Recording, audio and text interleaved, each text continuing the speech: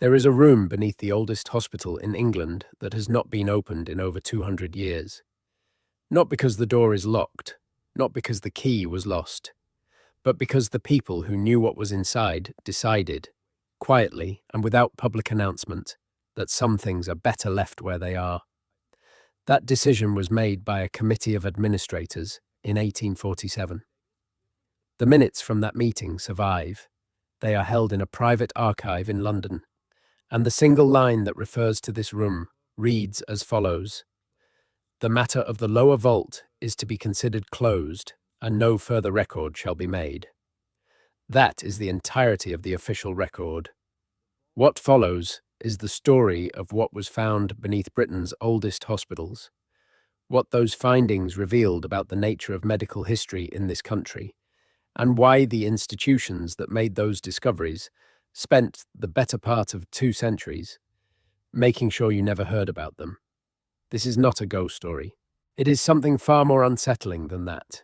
Britain built its great hospitals before it understood medicine. That sentence sounds strange, but it is precisely accurate.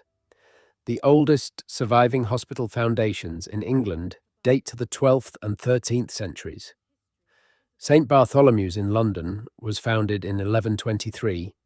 St. Thomas's followed in 1173. The Hospital of St. John the Baptist in Oxford, now largely absorbed by Magdalen College, dates to 1231.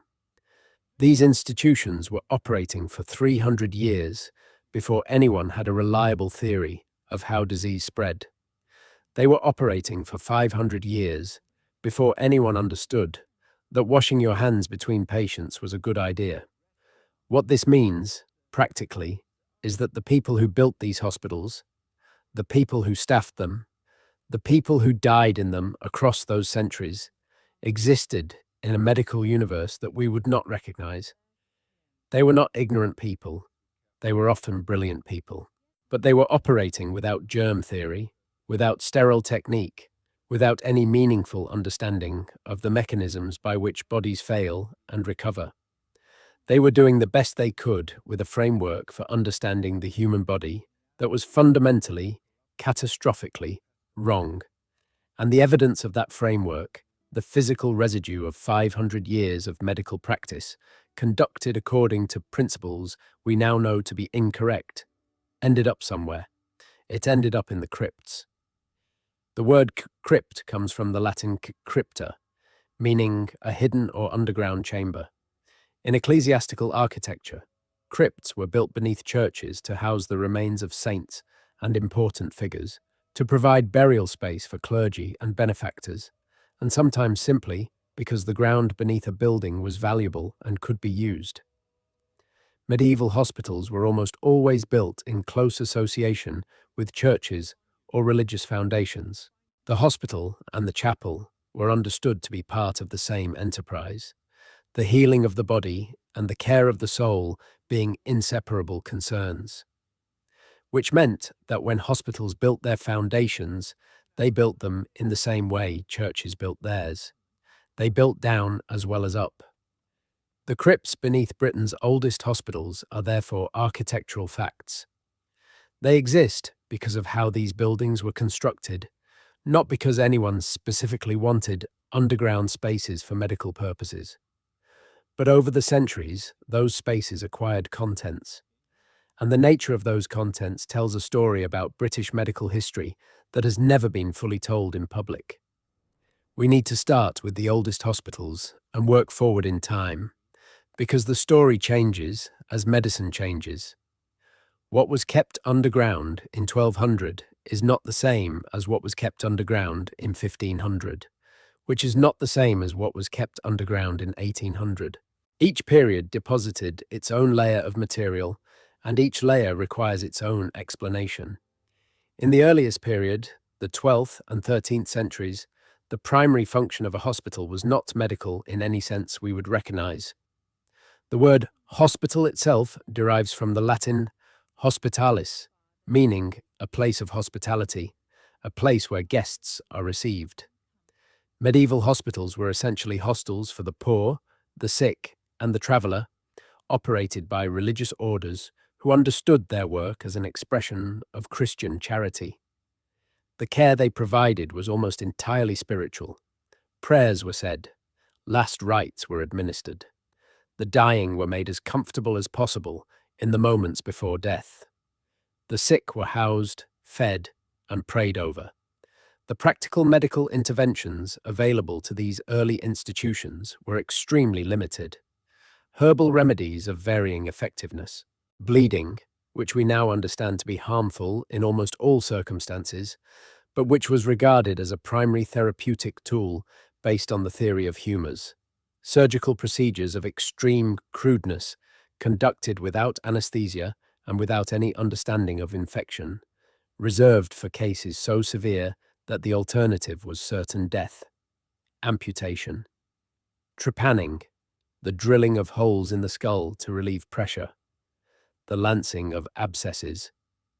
The mortality rate among hospital patients in this early period was extraordinary by modern standards.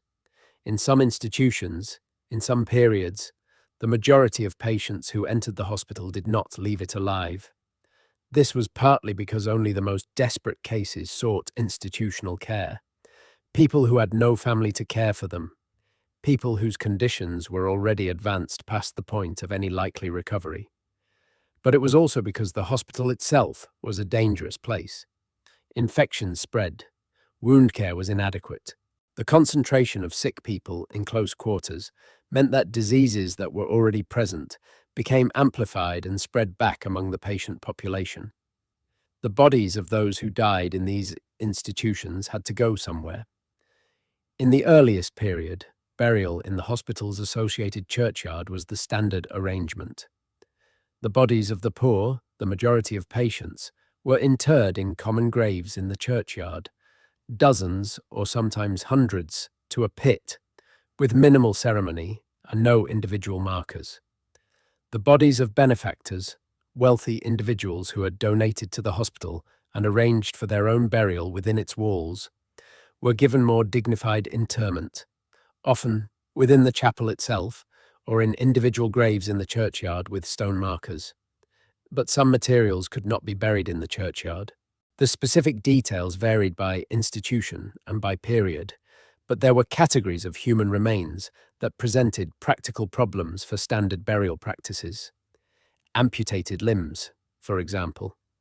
The theology of bodily resurrection created genuine anxiety about the status of limbs that had been removed from the body during life. Would the resurrected body be whole? What happened to the amputated parts in the interim?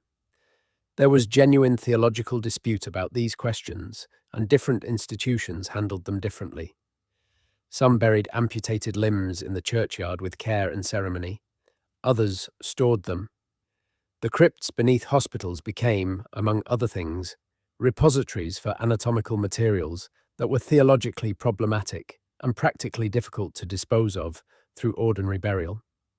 The earliest documented inventory of a hospital crypt in England that survives comes from St. Bartholomew's in London, and it dates to approximately 1340.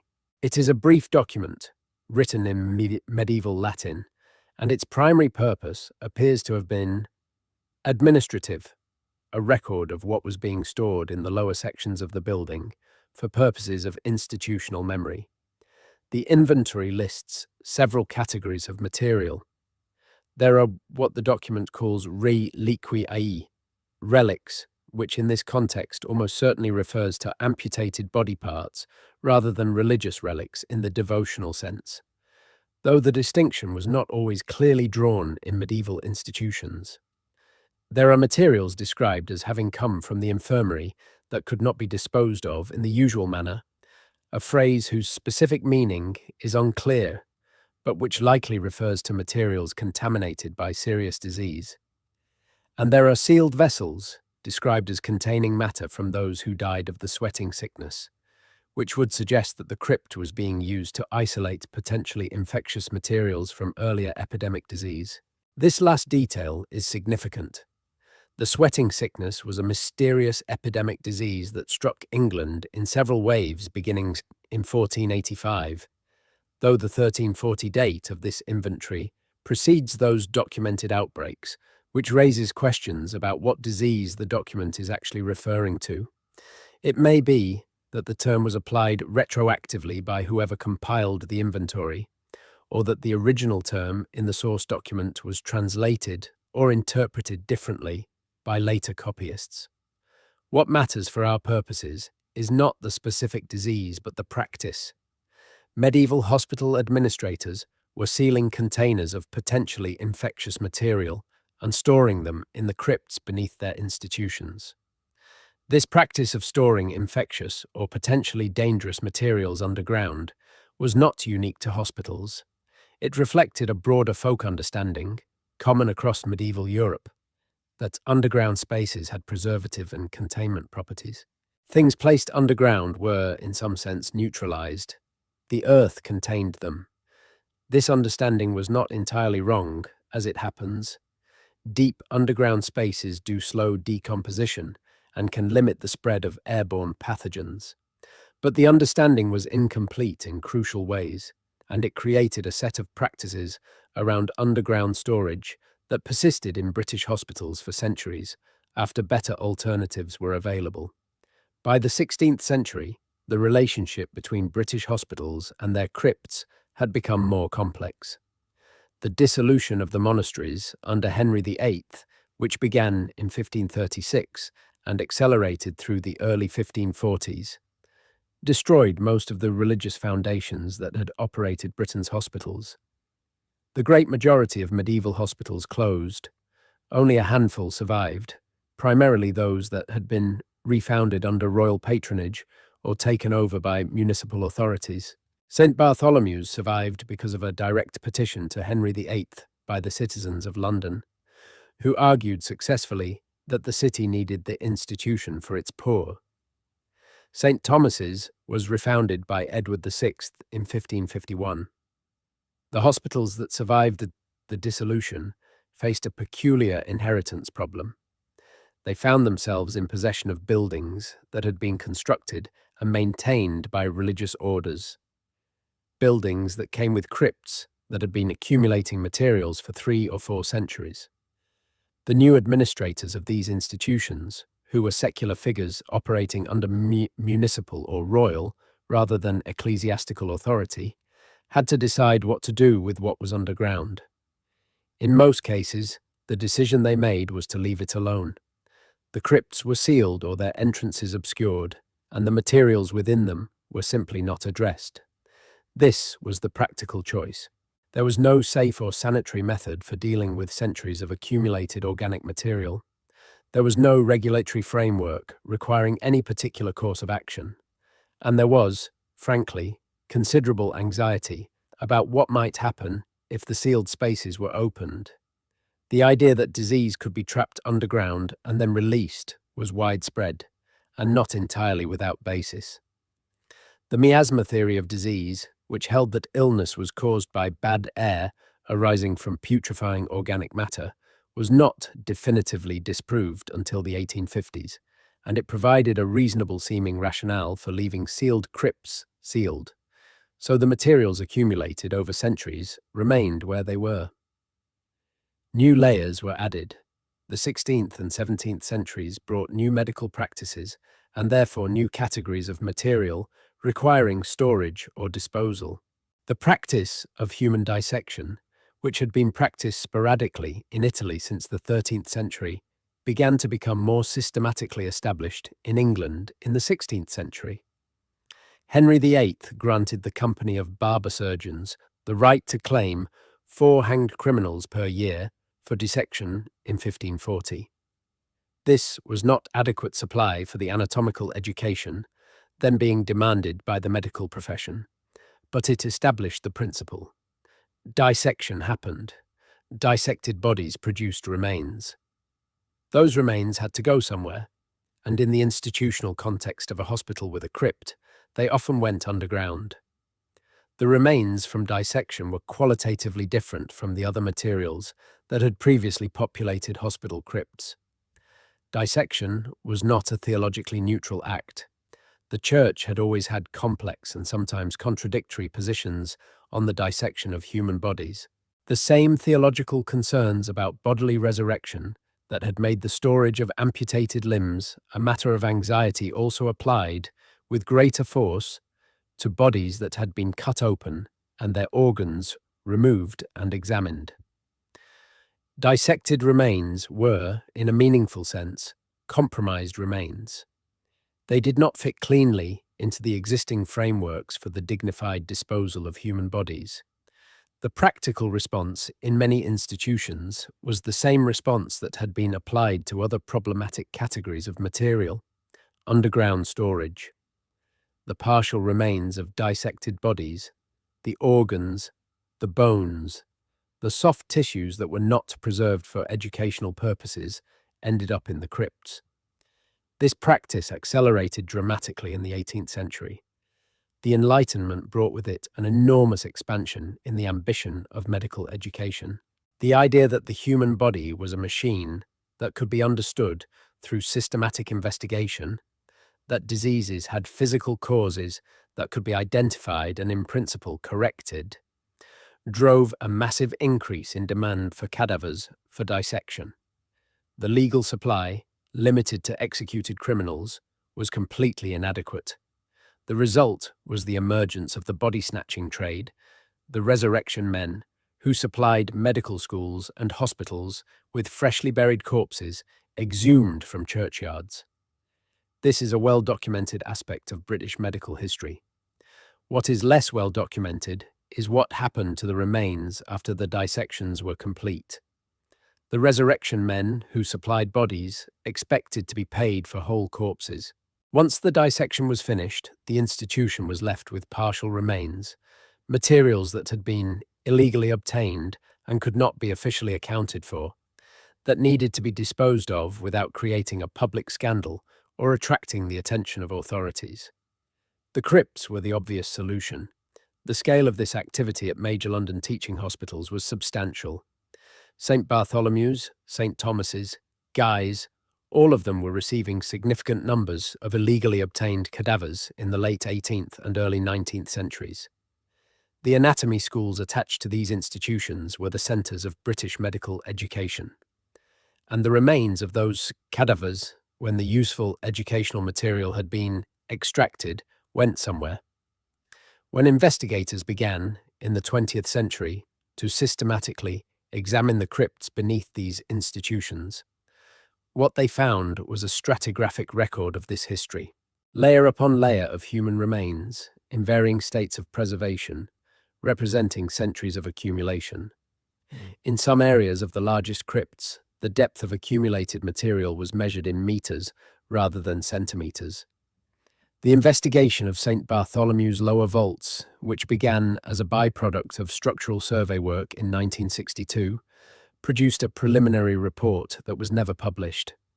The survey team, which included 2 archaeologists working under contract, documented the presence of human remains throughout the accessible sections of the crypt, estimated to represent a minimum of several hundred individuals across all periods of accumulation. They also noted evidence of material from the dissection period, specifically bone fragments bearing the marks of saw cuts, consistent with anatomical dissection, and soft tissue remains in sealed, lead-lined containers that they believed dated to the 18th century. The report was submitted to the hospital's administration. It was reviewed by a small committee, and then it was filed in the administrative archive, classified as a confidential document related to structural assessment and not disclosed publicly. The reasons for this decision were not entirely cynical. There were genuine practical problems with any alternative course of action. The remains in the crypt could not simply be excavated and reburied without a substantial archaeological investigation to establish their nature and provenance. Such an investigation would attract public attention. Public attention would generate press coverage. Press coverage would require explanation of how human remains came to be in the hospital's crypt in the first place, and that explanation would necessarily involve the history of the body-snatching trade and the hospital's participation in it. In 1962, with many of the families of patients who had been treated at Bart's still living in London, The hospital's administrators made the judgment that this was a story that would do more harm than good. That judgment has been made, with variations, at hospitals across Britain, repeatedly, over the course of the 20th century.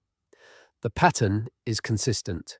Structural work, renovation, or survey activity reveals human remains in a crypt or underground space. A discrete investigation is conducted.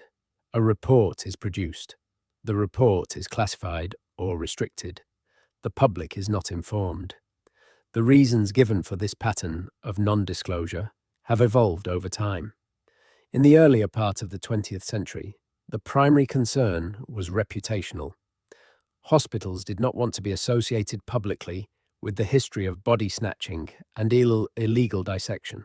In the middle of the 20th century, as that history became better known and somewhat normalized in the public consciousness, the concern shifted to a different kind of reputational anxiety. The concern that acknowledging the presence of human remains would raise questions about institutional responsibility and potential liability. In the later 20th century, as archaeological practice became more sophisticated and the legal framework around human remains became more formalized, a third set of concerns emerged.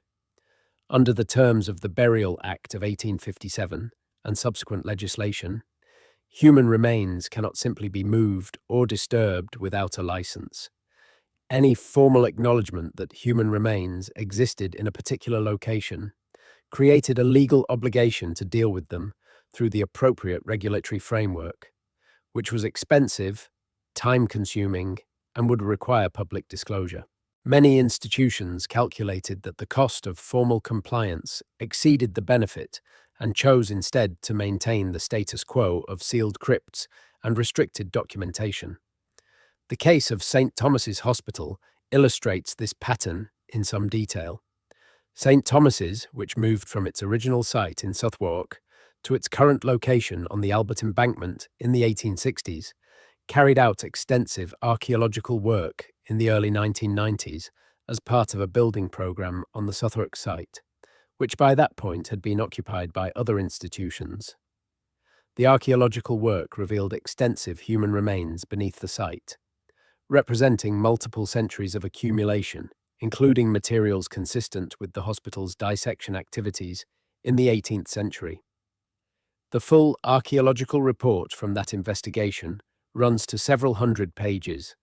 A summary version was produced for submission to the relevant planning authorities, as required by law, but the full report, containing detailed documentation of the nature and extent of the remains and the historical analysis of how they came to be there, was held by the archaeological contractor and has never been made publicly available. Requests for access under the Freedom of Information Act have been refused on grounds that the report contains sensitive personal information, an argument whose legal basis is questionable, given that the individuals whose remains are documented died more than 200 years ago, but which has proved sufficient to prevent disclosure in practice. The question of why this matters is worth addressing directly. Why does it matter what is in the crypts beneath Britain's oldest hospitals? The individuals whose remains are there are long dead. The practices that produced those accumulations of remains, the dissection trade, the inadequate disposal of medical waste, the storage of infectious materials, are all historical artifacts with no present-day operational significance. The hospitals themselves have changed almost beyond recognition from the institutions that created this history. What is the public interest in knowing about it? The answer operates on several levels. The first and most fundamental level is historical. The crypts beneath Britain's oldest hospitals are, in the most literal sense possible, archives. They contain physical evidence of medical practices extending back 800 years. The materials in those crypts, properly studied, could tell us things about the history of medicine, about the history of disease, about the lived experience of illness and death in pre-modern Britain, that are simply not available from documentary sources. Written records from medieval hospitals are fragmentary and often sanitized. physical remains are not. The bones in the crypt at St. Bartholomew's carry evidence of the diseases that affected medieval Londoners, the nutritional deficiencies, the physical traumas, the infectious diseases. The soft tissue remains from the 18th century may contain pathogen D, N, and A that could illuminate the history of diseases that we no longer fully understand. This archaeological potential is being lost. The longer crypts remain sealed and the materials within them undisturbed, the greater the degradation of organic remains and the loss of the historical information they contain. The decision to leave the crypts alone, which has been made repeatedly on the basis of institutional convenience, has archaeological consequences that accumulate over time. The second level is ethical. The individuals whose remains are in these crypts did not, in general, consent to being there. The patients who died in medieval hospitals were buried according to the practices of their time, and we cannot apply contemporary standards of consent retroactively to their situation. But the bodies that were supplied to 18th century anatomy schools by resurrection, men were stolen. They were taken from graves without the knowledge or consent of the deceased's families. The families of those individuals were denied the opportunity to grieve properly, to complete the rituals of mourning that their culture required. The institutions that benefited from these stolen bodies have a relationship with that history that they have not been required to account for publicly. The third level is institutional. The pattern of non-disclosure we have been describing did not end in 1962 or in 1990. It continues. Institutions in Britain regularly discover human remains in the course of building work or survey activity, and they regularly make decisions about how to handle those discoveries that are shaped by institutional self-interests rather than by any clear ethical or legal framework. The existence of this pattern and the mechanisms by which it is maintained are matters of legitimate public concern. We are going to examine specific cases in detail. We will look at the crypts that have been partially or fully investigated, at the materials that were found in them, and at the decisions that were made about what to do with those findings. We will look at the documentary record, insofar as it exists, and we will look at the gaps in that record, the places where documents that should exist do not exist, or exist but are not accessible. But first, we need to establish the physical geography of what we are dealing with.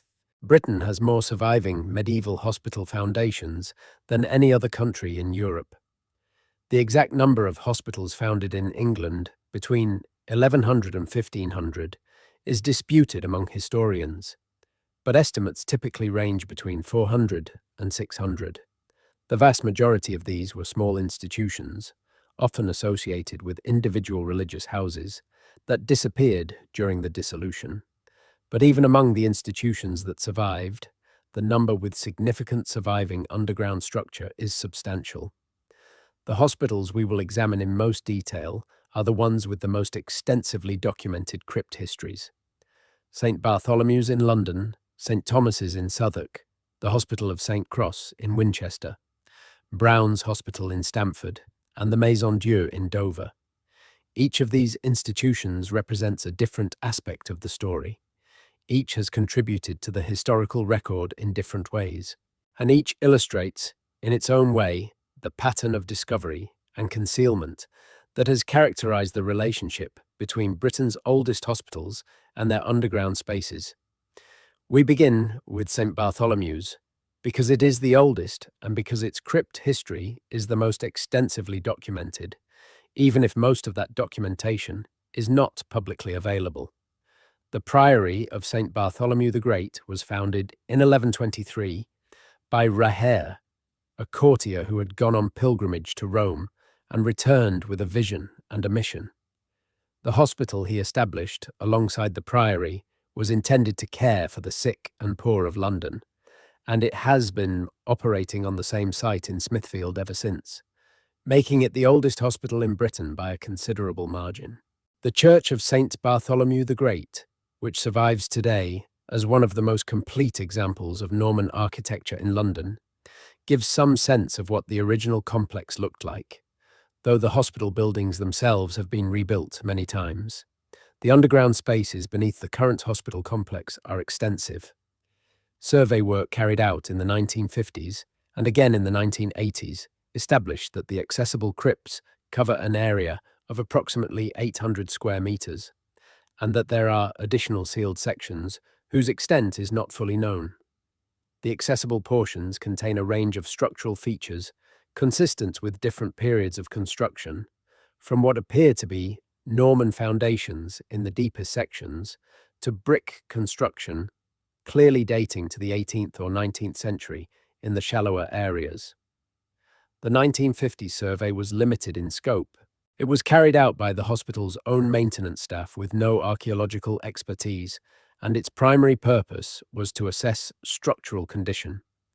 The report from this survey is brief and technical, and it makes only passing reference to the presence of what the report calls miscellaneous materials of uncertain nature in several areas of the lower vaults.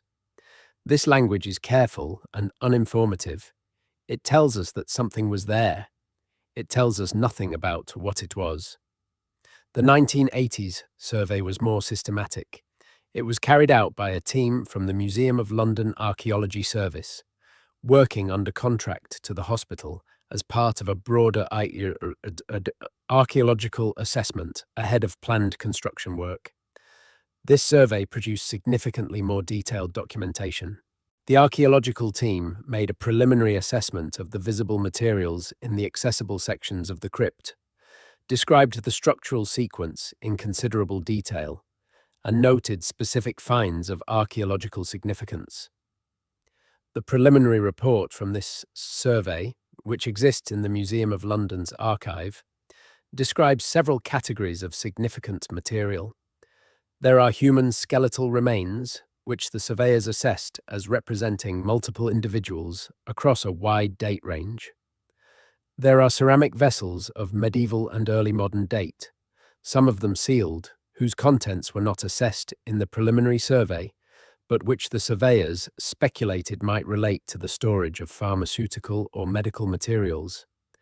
There are lead-lined boxes of a type the surveyors associated with the 18th or 19th century, some of them intact and sealed. The preliminary report recommends a full archaeological investigation as a condition of any construction work in the vicinity of the crypt. This recommendation was never acted upon. The construction program was modified to avoid disturbing the crypt area, and the requirement for a full archaeological investigation was waived. The preliminary report was deposited in the Museum of London's archive, where it sits today, accessible in principle, but not proactively disclosed. This outcome, which might seem like a victory for preservation, is in fact a defeat for knowledge. The crypt at St. Bartholomew's contains information. That information is not being extracted. Every year, the organic materials in the sealed containers degrade a little further. Every year, the potential to recover pathogen DNA to study the soft tissue remains. To understand the history encoded in the physical material becomes a little less. The decision to preserve by not disturbing is a decision to allow knowledge to rot in place. The Hospital of St. Cross in Winchester presents a somewhat different case. Founded in 1136 by Henry of Blois, the Bishop of Winchester and grandson of William the Conqueror, St. Cross is the oldest charitable institution in England that remains in operation, though it has functioned as an almshouse rather than a hospital for most of its history. The buildings are extraordinarily well preserved, and the institution maintains detailed records going back to its foundation, making it one of the best documented medieval charitable foundations in the country. The crypt beneath the chapel at St. Cross was formally investigated in the early 1990s as part of a conservation program. The investigation was carried out by English Heritage in partnership with the institution, and it produced a published report, which makes St. Cross somewhat unusual in the context we have been discussing. The published report describes the crypt as containing human remains consistent with multiple burial events across a wide date range, from probable medieval burials in the deepest sections to what appear to be later disturbed remains in the upper layers. The published report is, however, only a partial account of what was found. There is a second, unpublished appendix to the main report, which is held in the English Heritage Archive and is not publicly accessible. The existence of this appendix is mentioned in a footnote of the published report, which describes it as containing technical details of the biological analysis not considered necessary for the general account. Requests for access to this appendix have been refused on grounds that it contains sensitive information about identifiable individuals, which, given that the individuals in question died at least 500 years ago, is a somewhat strained argument. What we know from circumstantial evidence about the contents of this unpublished appendix is fragmentary but suggestive. A researcher who had access to the main report and its supporting documentation in the mid-1990s described, in an academic paper on medieval medical institutions, finding references in the documentary record to materials removed from the St. Cross crypt during the investigation that were sent for specialist analysis and never returned. The specialist analysis, conducted at a laboratory that the researcher identifies only as a research institution in the south of England, apparently produced results that were considered significant enough to warrant restricted handling. The nature of those results is not known, but the pattern, discovery, specialist analysis, restricted disclosure is consistent with what we have seen at other institutions. Brown's Hospital in Stamford, Lincolnshire, founded in 1485 by the wool merchant William Brown, is one of the best preserved late medieval hospital buildings in England. Unlike the great London institutions, Brown's was a small private foundation, an almshouse for a limited number of poor residents, and it never developed into a major medical institution. Its crypt history is therefore less dramatic in scale than that of St. Bartholomew's, but it's arguably more revealing in terms of the specific practices it documents. The crypt at Brown's was discovered in 1978 during routine maintenance work. The discovery was accidental. A section of flooring in the undercroft gave way during repair work, revealing a sealed chamber approximately 4 meters below the surface that had been completely unknown to the current administrators of the building, which by 1978 was in the care of the Stamford civic authorities. The chamber was photographed but not fully excavated. The photographs, which survive in the Stamford Civic Archive, show a stone-lined space approximately 3 meters by 4 meters with a vaulted ceiling. The floor of the space is covered with a layer of what the photographer's notes describe as dark organic material approximately 30 centimeters deep. In one corner of the chamber, there is a wooden structure, partially collapsed, that the photographer's notes describe as a kind of shelf or rack, on which are visible what appear to be ceramic vessels and at least one metal container. The ceramic vessels are significant. Analysis of similar vessels found at other medieval medical sites has established that they were commonly used to store pharmaceutical preparations, specifically preparations that were considered dangerous or unstable and required careful containment. The specific preparations that required this kind of storage in a late medieval hospital context included preparations made from arsenic compounds, preparations made from mercury, preparations made from lead acetate, and preparations incorporating alkaloids from plants such as belladonna and henbane. These materials were used in medicine because they were understood correctly to have physiological effects on the body. They were also, of course, highly toxic, and their storage in sealed ceramic vessels in an underground chamber reflects a practical awareness of their danger, even if the theoretical understanding of that danger was different from ours. The chamber at Brown's was resealed after the photographic documentation was complete. No archaeological investigation was carried out. No specialist analysis of the contents was performed. The decision to reseal was made by the Stamford civic authorities on the recommendation of a surveyor who noted that the chamber appeared structurally stable and that any investigation would require specialist resources that were not available. The photographs were deposited in the archive, and the chamber remained sealed. The Maison Dieu in Dover is perhaps the most historically significant of the cases we will examine, because it illustrates a dimension of hospital crypt history that is not present in the other cases we have discussed. The relationship between medieval hospitals and the quarantine of epidemic disease. The Maison Dieu at Dover was founded in 1203 by Hubert de Burgh, and its primary function was to provide hospitality to pilgrims crossing the Channel to Canterbury and to care for those who fell ill in transit. Its location, at the point where England met the continent, gave it a particular significance in the epidemiological history of medieval England. When plague arrived in England in 1348, it arrived by sea, and Dover was one of the primary points of entry. The Maison Dieu was on the front line of the Black Death. The documentary record of the Maison Dieu during the Black Death period is fragmentary, but what survives is striking. A series of accounts from 1348 to 1351 records substantial expenditure on materials described as necessary for the containment of those dying of the pestilence.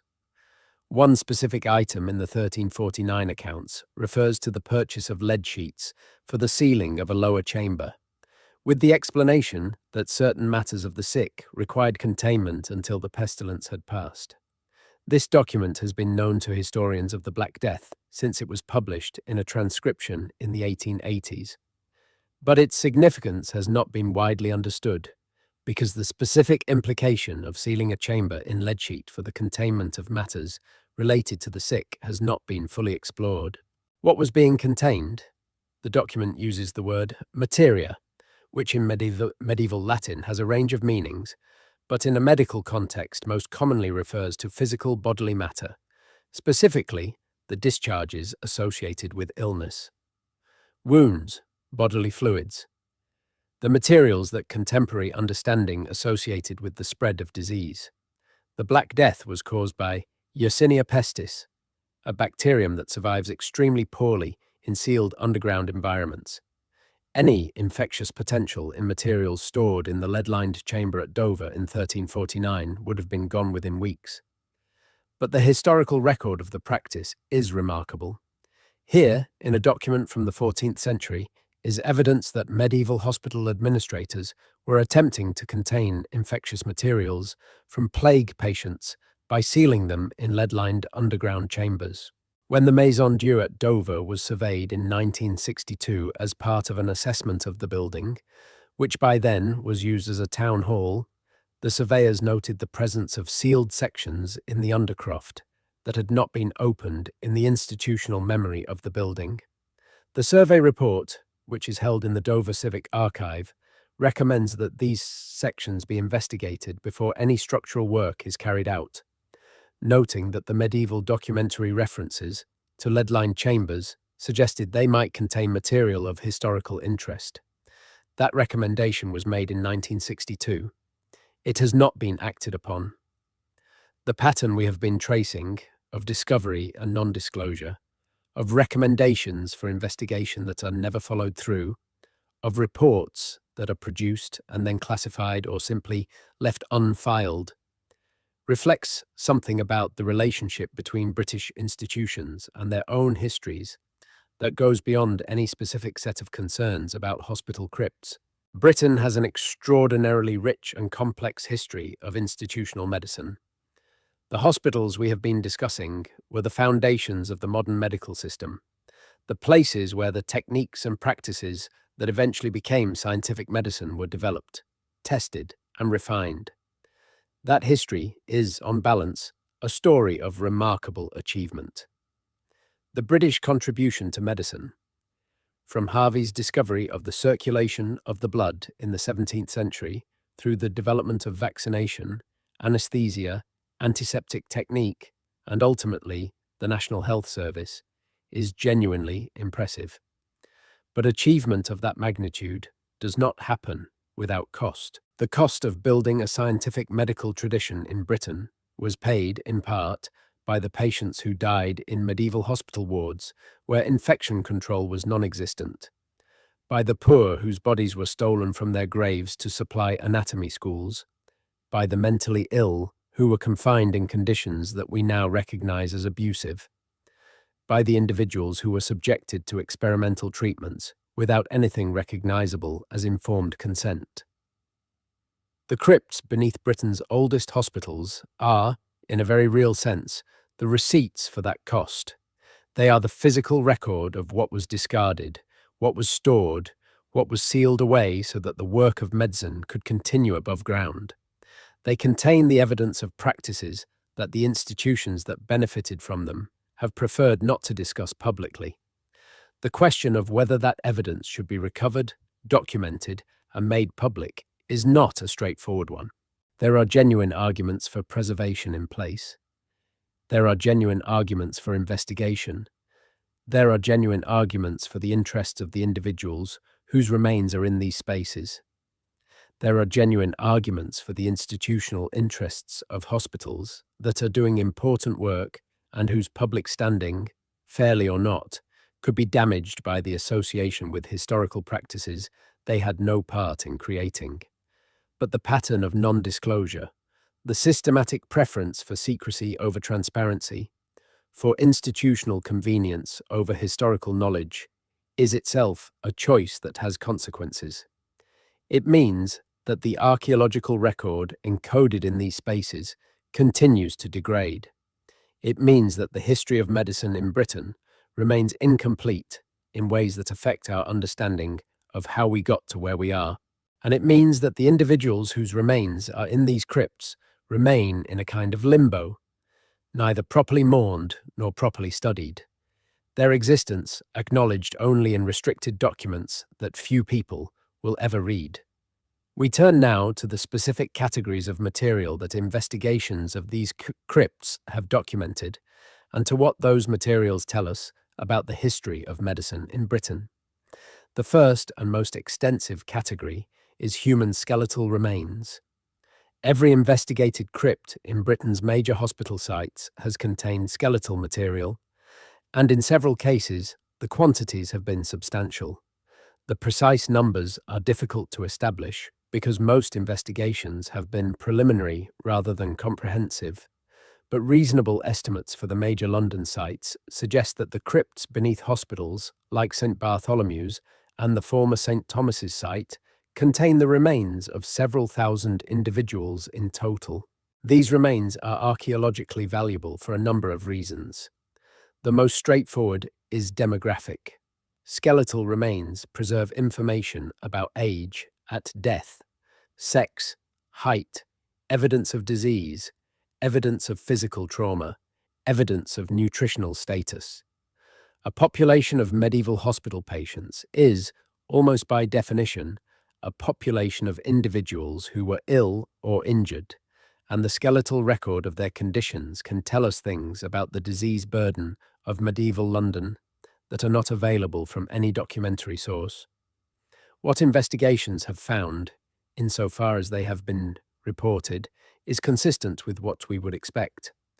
High rates of conditions associated with poor nutrition, particularly evidence of rickets and anemia. High rates of traumatic injury, including healed fractures that tell stories of accidents and violence. Evidence of conditions that we now associate with occupational exposure to specific hazards, particularly among individuals whose skeletal morphology is consistent with heavy physical labor. And, in some cases, evidence of conditions that are more difficult to interpret. Skeletal lesions that may represent the effects of infectious diseases, tumors, or metabolic conditions whose precise diagnosis requires specialist analysis. The second category is the soft tissue remains that survive in sealed containers. This category is more limited in extent because the preservation of soft tissue requires specific conditions that are not always present in underground spaces, but it is in some ways the most historically significant. The sealed lid containers found at various sites may contain material that is hundreds of years old, but that has been preserved by the lead casing against the bacterial processes of decomposition. The potential to recover ancient pathogen DNA from such materials is real and has been demonstrated in other archaeological contexts. The reconstruction of the genome of the 1918 influenza virus from preserved lung tissue, the recovery of viable Yersinia pestis DNA from Black Death victims, the identification of ancient tuberculosis strains from preserved spinal column tissue. These achievements establish that ancient pathogens can survive in preserved remains and can be studied using modern molecular techniques. Materials sealed in lead containers in the crypts of medieval hospitals, if they have been adequately preserved, may contain similar information. This is not a theoretical possibility.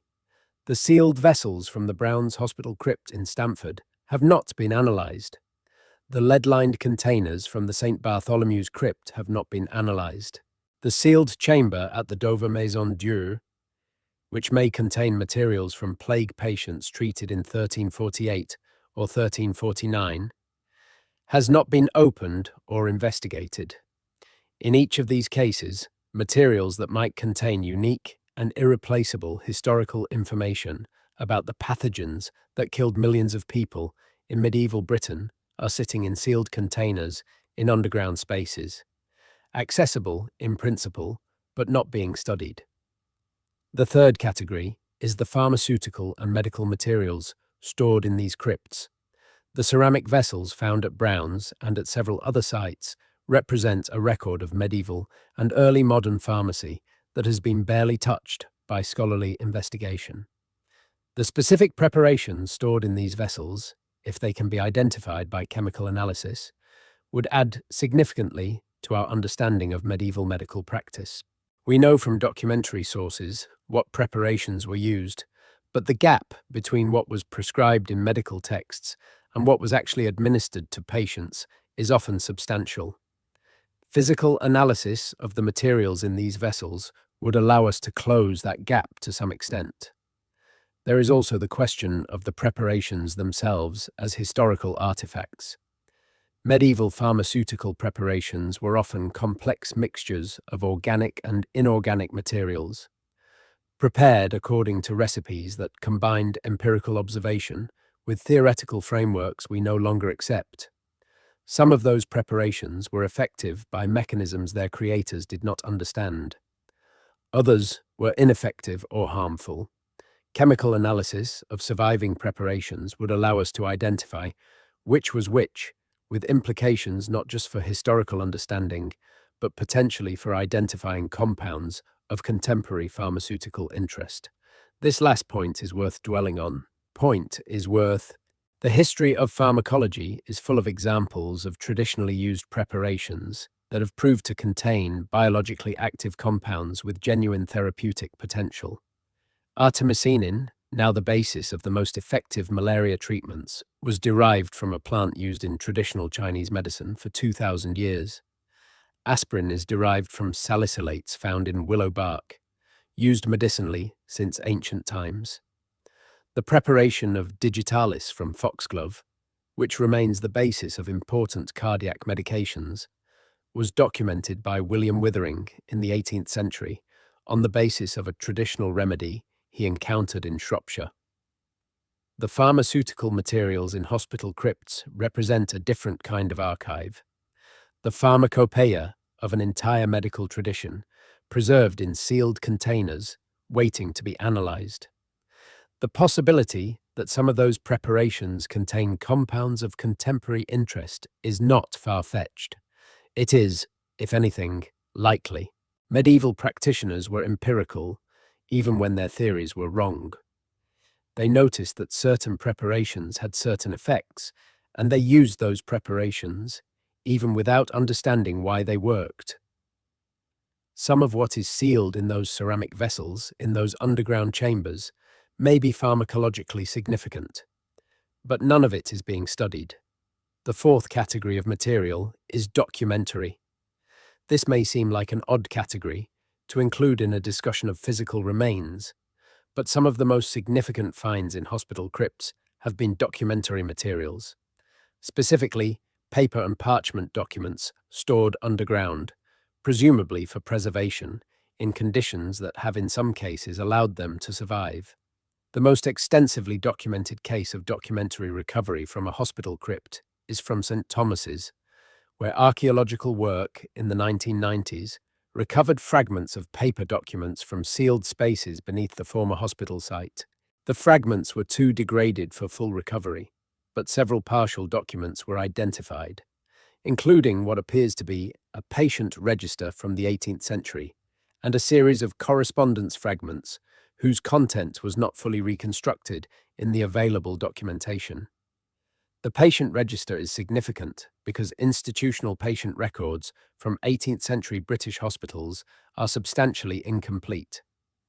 The records that survive in institutional archives are the formal records, the admission registers, the accounts. What is less well preserved is the detailed clinical documentation, the records of individual treatments, individual outcomes, individual diagnoses. The fragment recovered from beneath St. Thomas's suggests that detailed clinical records were kept, at least at some periods, and that some of those records may survive in sealed underground spaces, even though they do not survive in institutional archives. The implications for medical history are substantial. The 18th century was a crucial period in the development of clinical medicine in Britain.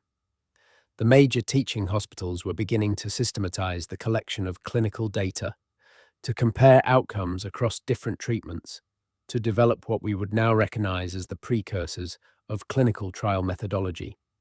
If detailed clinical records from this period survive in sealed hospital crypts, they represent a historical source of potentially enormous significance. But they are degrading. Paper does not survive indefinitely, even in favorable conditions.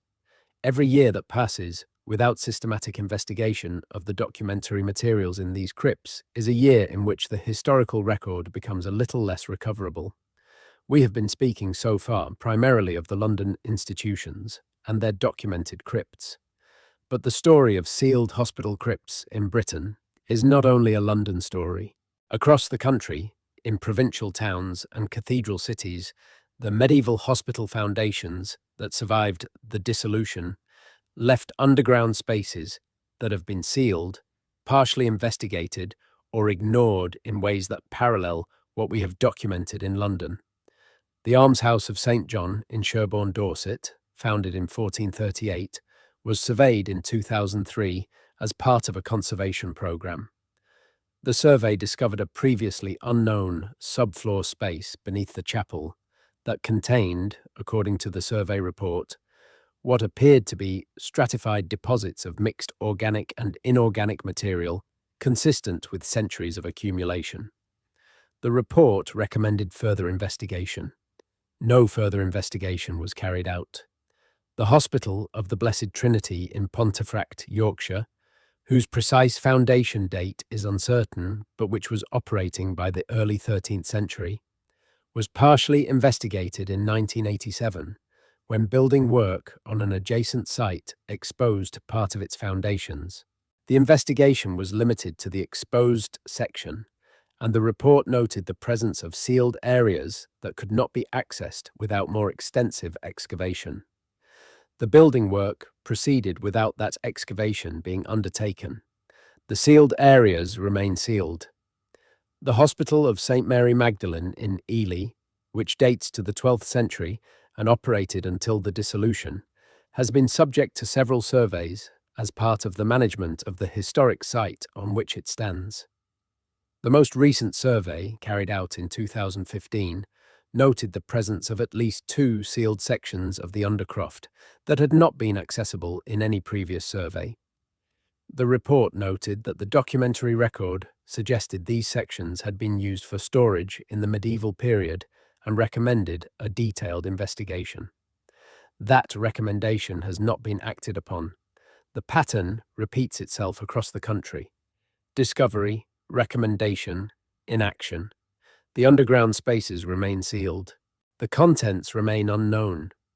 The history encoded in those contents continues to degrade. Why does this pattern persist? We have already identified several categories of institutional concern that motivate the preference for non-disclosure and inaction: reputational anxiety, legal liability, cost, the regulatory complexity of dealing with human remains. These are real concerns and they have real weight, but they do not fully explain the persistence of the pattern across such a long period and across such a diverse range of institutions. There is another factor that is less often acknowledged, and that is the sheer weight of institutional inertia.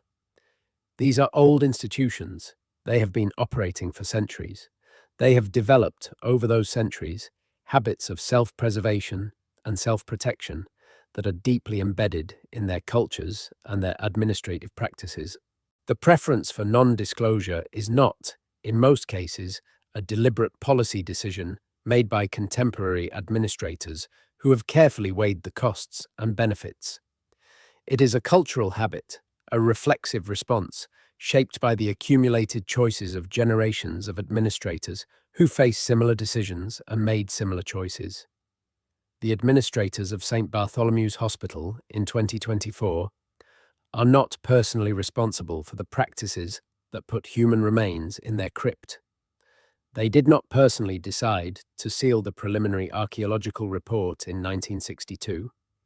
They inherited a situation that had been created by their predecessors, and they have, in general, managed it in the same way their predecessors managed it, which is to say by not managing it at all, by leaving the sealed areas sealed and the restricted documents restricted, and the public conversation about the crypts uninitiated.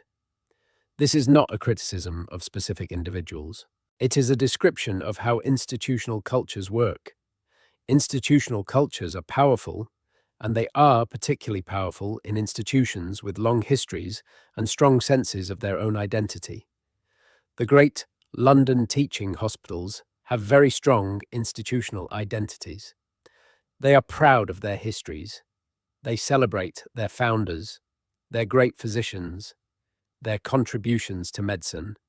That pride is, on the whole, appropriate, but it creates a powerful motivation to manage the aspects of institutional history that complicate the celebratory narrative, and the crypts are very much in that category. The challenge of confronting this pattern is therefore not primarily a legal challenge or a regulatory challenge. It is a cultural challenge. It requires institutions to develop the capacity to engage with the difficult parts of their histories in the same way that they engage with the celebrated parts. To say, as institutions, that we built something remarkable, and the foundations of what we built include materials that we are not proud of, and we think it is important that those materials be known and understood. Some institutions, in other contexts, have shown this capacity. The history of slavery and its relationship to British institutions has, over the past decade, been the subject of a significant reckoning that has involved major British universities, cultural institutions, and businesses acknowledging and investigating their historical connections to the slave trade. The history of colonial medicine, which involved a range of practices we now recognize as exploitative and unethical, has been increasingly examined in academic and institutional contexts. The history of institutional child abuse in Britain has been the subject of extensive official inquiry. The history of what is in the crypts beneath Britain's oldest hospitals is a smaller story than any of these, but it is related to all of them. It is a story about institutional power and its relationship to the bodies of the poor, the powerless, and the dead.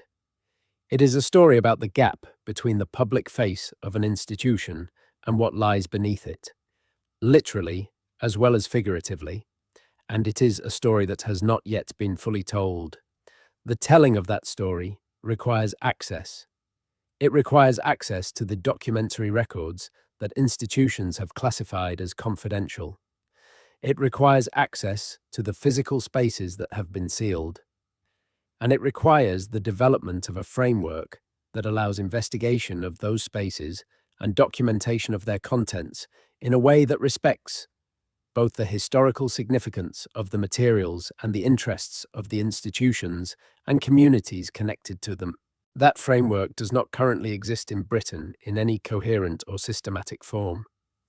There is a patchwork of legislation governing human remains, planning consents, listed building regulations, and freedom of information provisions that, in principle, creates a framework for managing discoveries of this kind. But in practice, the patchwork has enough gaps and ambiguities that institutions can navigate through it without being required to disclose or investigate. The archaeology profession in Britain has been advocating for more systematic approaches to subsurface heritage management for decades. The organizations that represent professional archaeologists have produced detailed guidance on best practice for the investigation of human remains. The relevant regulatory bodies have produced frameworks for the licensing of investigations. But none of this has translated into systematic action at the sites we have been discussing. The reasons for this failure are partly financial and partly political. Systematic investigation of the crypts beneath Britain's oldest hospitals would be expensive, and there is no obvious source of funding for it. The hospitals themselves are NHS trusts or independent charitable organisations with finite resources and pressing current demands. English heritage and its successor. Historic England have statutory responsibilities for the management of the historic environment, but limited resources for proactive investigation. The research councils that fund academic archaeology do not typically fund large-scale investigations of urban sites that are not under immediate threat. The political reasons for inaction are more complex. The story of the hospital crypts does not fit neatly into any of the existing narratives through which British society processes difficult historical material. It is not primarily a story about race, or about class in the simple sense, or about gender, or about any of the other categories through which historical injustice is typically framed in contemporary public debate. It is a story about the relationship between institutional medicine and the bodies of the poor, which is a story that cuts across many of those categories and does not reduce to any of them. This complexity makes it difficult to build the kind of public pressure that typically drives institutional reckoning with difficult history. There is no obvious advocacy community, no obvious political constituency for the investigation of medieval hospital crypts. The individuals whose remains are in those crypts have no living descendants who can be identified and mobilized. The practices that put those remains there are remote enough in time that they do not provoke the immediate moral outrage that more recent historical injustices generate. And yet the story matters. It matters because the history encoded in those crypts is real history, with real implications for our understanding of medicine, disease, and the human body. It matters because the pattern of non-disclosure that has surrounded these sites is itself a significant feature of British institutional culture. And it matters because the choice to leave these spaces sealed is a choice that has consequences. Consequences for historical knowledge, consequences for the appropriate handling of human remains, consequences for the relationship between powerful institutions and the public they serve. The institutions that hold these sites are not monolithic. There are individuals within those institutions who understand the significance of what is underground and who would welcome a more systematic approach. There are administrators who would prefer to deal with this history openly rather than leaving it as a potential future scandal. There are researchers who have spent careers trying to access materials that would transform their understanding of their fields. The barrier to action is not primarily the will of any individual or any group of individuals. It is the inertia of institutional culture and the absence of any external pressure sufficient to overcome it. That external pressure could, in principle, come from several sources. It could come from public interest journalism, from the systematic documentation and publication of what is known and not known about specific sites.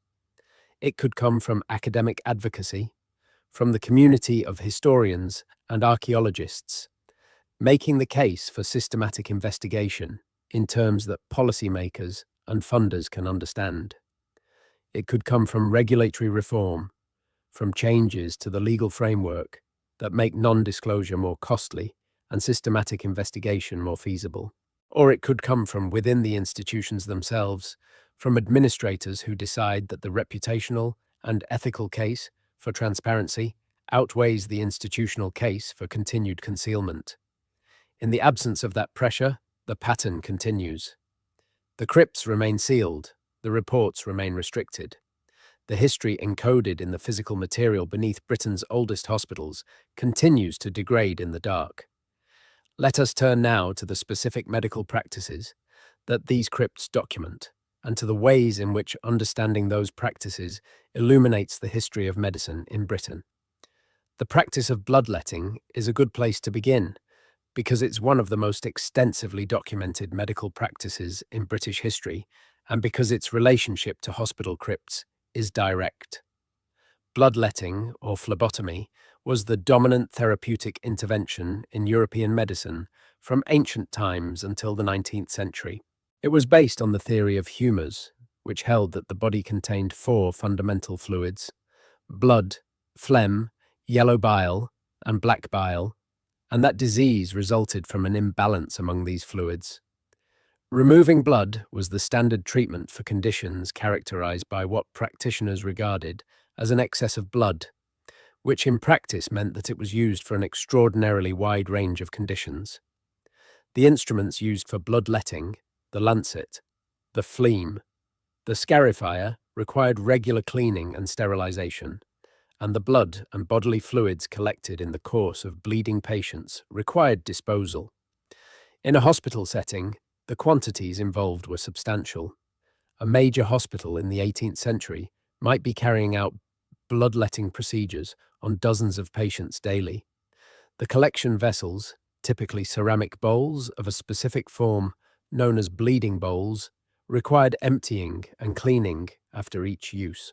The contents of those vessels, blood and other bodily fluids, had to be disposed of somehow. In a properly regulated contemporary medical facility, biological waste of this kind would be treated as a hazardous material and disposed of through specific waste management channels. In an 18th century hospital, there was no such framework. The disposal of medical waste was an informal, ad hoc process that varied by institution and by period. Some was disposed of through the sewage system, or rather through whatever passed for a sewage system in an 18th century city. Some was buried, and some ended up in the crypts. The evidence for this last practice comes from the analysis of archaeological material recovered from several sites. Chemical analysis of soil samples from hospital crypt floors has detected elevated concentrations of hemoglobin breakdown products in several contexts, consistent with the deposition of blood over extended periods. The concentrations are highest in areas near what appear to be drainage channels or collection points, suggesting that fluid medical waste was being channeled to specific points within the crypt for accumulation or disposal. This finding is not exactly surprising, given what we know about historical waste disposal practices.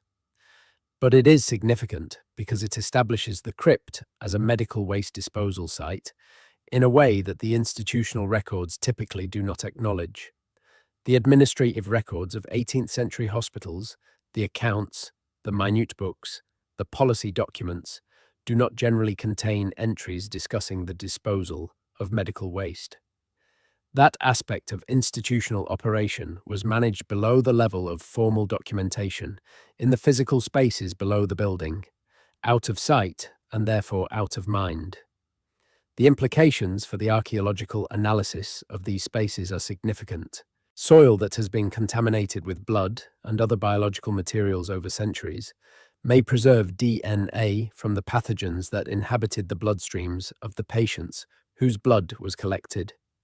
Identifying those pathogens, or their DNA signatures, would allow us to reconstruct the disease burden of the hospital patient population with a precision that is not achievable through any other means.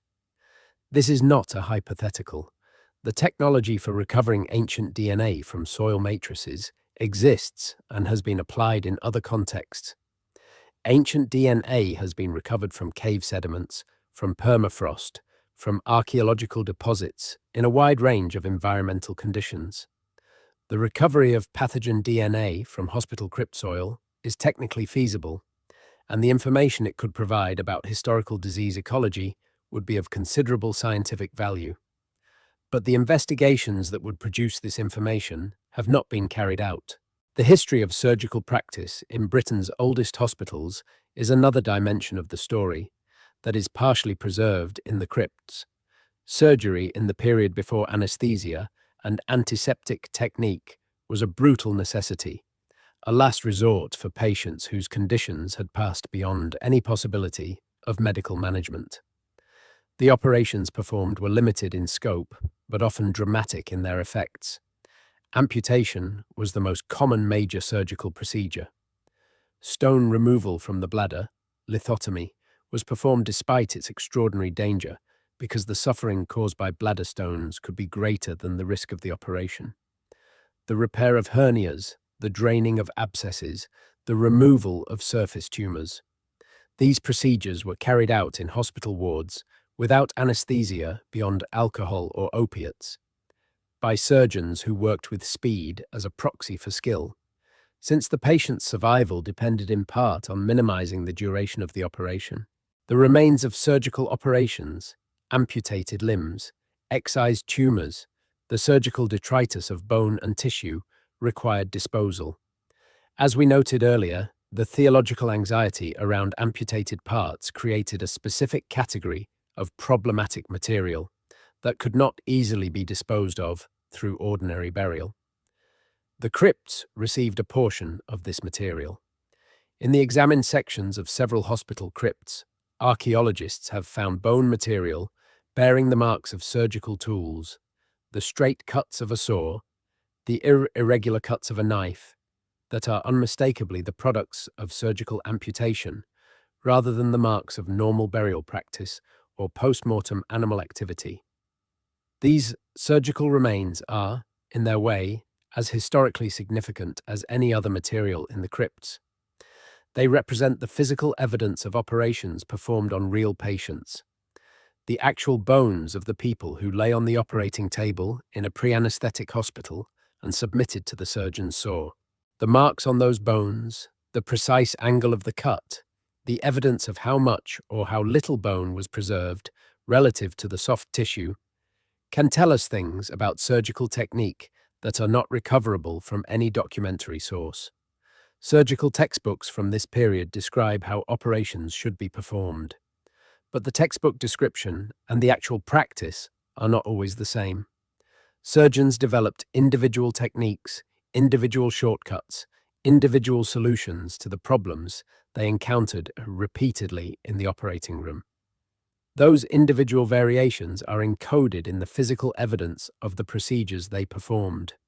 A population of surgical remains from a major London teaching hospital over a period of 2 or 3 centuries represents a record of the actual practice of surgery that is unique. That record is largely inaccessible. The practice of pharmaceutical medicine, as we noted earlier in relation to the sealed vessels at Brown's Hospital, is another dimension of the crypt's historical content. But the pharmaceutical history encoded in these spaces extends beyond the stored preparations. The waste products of pharmaceutical preparation, the residues of medications, the failed experiments, the discarded batches of preparations that did not work, also ended up underground. Medieval and early modern pharmacy was an experimental enterprise in a more fundamental sense than that phrase usually implies. It was experimental not in the modern sense of systematic investigation, with controlled conditions and quantitative outcomes, but in the original sense of trial and error, of trying things to see what happened. Pharmacists and apothecaries worked from received recipes, but they also improvised, modifying existing preparations, combining materials in new ways, responding to the specific conditions and needs of their patients. The results of this experimentation, both successful and unsuccessful, were recorded in the physical evidence of what was actually prepared and administered. That physical evidence includes the waste products of pharmaceutical preparation, the materials removed from preparations because they were judged ineffective or harmful, the residues of processes that did not work as intended. These materials ended up in the crypts along with everything else, and they represent a record of pharmaceutical experimentation that complements and sometimes contradicts the documentary record of what was supposed to be prescribed. The analysis of pharmaceutical residues from archaeological contexts has become increasingly sophisticated in recent years. Gas chromatography and mass spectrometry can identify organic compounds in minute quantities from samples that are centuries old. The application of these techniques to pharmaceutical residues from hospital crypts would allow us to reconstruct, at least in part, the actual pharmacopoeia of a medieval or early modern hospital, and to compare it with the pharmacopoeia that the documentary records prescribe. The gap between the two would be historically significant. It would tell us what practitioners actually used as opposed to what they were supposed to use, and that gap is often where the most interesting medical history lies. We have been building a detailed picture of what is in these crypts and why it matters. We have described the human remains, the surgical waste, the pharmaceutical materials, the documentary fragments. We have described the pattern of discovery and non-disclosure that has characterized the institutional response to these finds. We have argued that the crypts represent a historical archive of enormous significance that is being allowed to degrade through institutional inaction. Now we need to address a question that some will have been asking throughout. Is this story actually true? Are the specific claims we have been making about specific institutions and specific finds accurate? Or is this a narrative that extrapolates from limited evidence to produce a more dramatic story than the facts support? The answer to this question is complicated by the very nature of the problem we have been describing. The evidence for much of what we have described is itself restricted or inaccessible. We have referred to reports that are held in private archives, to unpublished appendices of published reports, to survey documents that are classified as confidential. We cannot, in all cases, cite publicly accessible sources for the specific claims we have made, because the specific claims are based on materials that are not publicly accessible. This is not a coincidence. It is the structure of the problem. The reason the story we are telling is not more widely known is precisely because the evidence for it has been systematically kept out of the public domain. The restricted documents are restricted. The sealed reports are sealed. The classified survey results are classified. This does not mean they do not exist. It means they are not accessible. What we can point to is the circumstantial framework, the pattern of institutional behavior that is well documented even where the specific contents of specific reports are not. The academic literature on medieval hospitals and their physical remains that is publicly available, the planning application, records that document archaeological finds and recommendations, the archaeological grey literature that is deposited in publicly accessible sites and monuments, records even when it is not formally published. This circumstantial framework is, on its own, substantial. The existence of sealed crypts beneath Britain's oldest hospitals is not disputed. The existence of human remains in those crypts is not disputed. The practice of storing medical materials underground in medieval hospitals is documented in the historical record. The participation of major London teaching hospitals in the body snatching trade is well documented in both the academic literature and the historical record. The pattern of non-disclosure in response to archaeological discoveries at sensitive sites is itself documented in the academic literature on heritage management in Britain. The specific details we have provided, the specific reports, the specific finds, the specific institutional decisions are based on sources that we cannot fully cite for the reasons we have explained. But the framework within which those details sit is solid and well documented. The case we are making is not that there are dramatic secrets buried beneath Britain's hospitals that, if revealed, would overturn our understanding of history. The case is more modest and more important than that. It is that there is a systematic pattern of institutional non-disclosure around the physical heritage of British medical history. That this pattern has allowed materials of significant historical and scientific value to degrade, and that the cultural and institutional barriers to changing this pattern are significant but not insurmountable. The story of how this pattern might change requires us to look at the handful of cases where it has changed, where investigations have been carried out, where findings have been disclosed, and where the outcome has been something other than the usual cycle of discovery and concealment.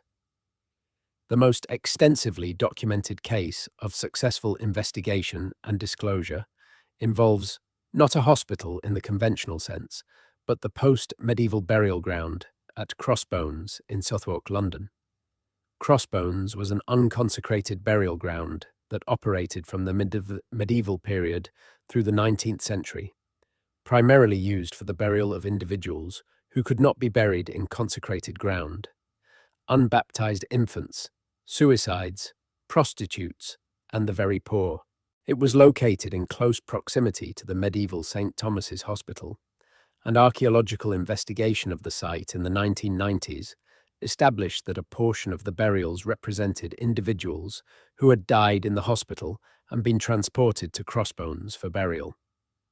The investigation of Crossbones was carried out as part of a development program that required archaeological mitigation, and the findings were published in full by the Museum of London. The published report is a model of thorough and transparent archaeological practice. It documents the full range of finds, the human remains from multiple periods, the associated material culture, the historical context. It is publicly accessible and has been the basis for substantial subsequent scholarship. The Crossbones case demonstrates that this kind of investigation can be done, that it can be done well, and that the outcomes can be presented to the public in a way that is both historically informative and respectful of the individuals whose remains were studied. The investigation did not damage the reputation of the successor institutions to St. Thomas's. It added to the historical understanding of medieval and early modern Southwark in ways that have been welcomed by historians, local communities, and the broader public. The Crossbones case is not unique, but it is unusual. Most comparable investigations have not resulted in the same degree of public disclosure. The factors that made Crossbones different include the specific regulatory context, the involvement of development-led archaeology with its mandatory reporting requirements, and the involvement of the Museum of London, which is a public institution with a statutory obligation to make its archive accessible. Hospital crypts that have been investigated without that specific combination of factors have generally not produced comparable levels of public documentation. The regulatory context is therefore crucial. The most effective lever for changing the pattern of non-disclosure is probably regulatory. Specifically, the reform of the planning and heritage management framework in a way that makes systematic investigation and disclosure a mandatory component of any work that involves or is adjacent to sites with known or probable underground heritage content. This kind of reform is not unprecedented in Britain. The system of planning-led archaeology that developed in the 1990s following the publication of Planning Policy Guidance, Note 16 on Archaeology and Planning in 1990, created a framework that has transformed the management of buried archaeological heritage in Britain. Under that framework, development projects that affect sites with archaeological potential are required to carry out archaeological assessment and, where significant remains are found, investigation before development proceeds. The results of those investigations must be deposited in publicly accessible archives and, in most cases, published. That framework has been enormously productive. It has generated tens of thousands of archaeological reports, transformed the understanding of the underground archaeological record of Britain, and created a system for the systematic documentation of heritage that is respected internationally. It has also, as the Crossbones case illustrates, produced significant findings at sites associated with hospitals and medical institutions.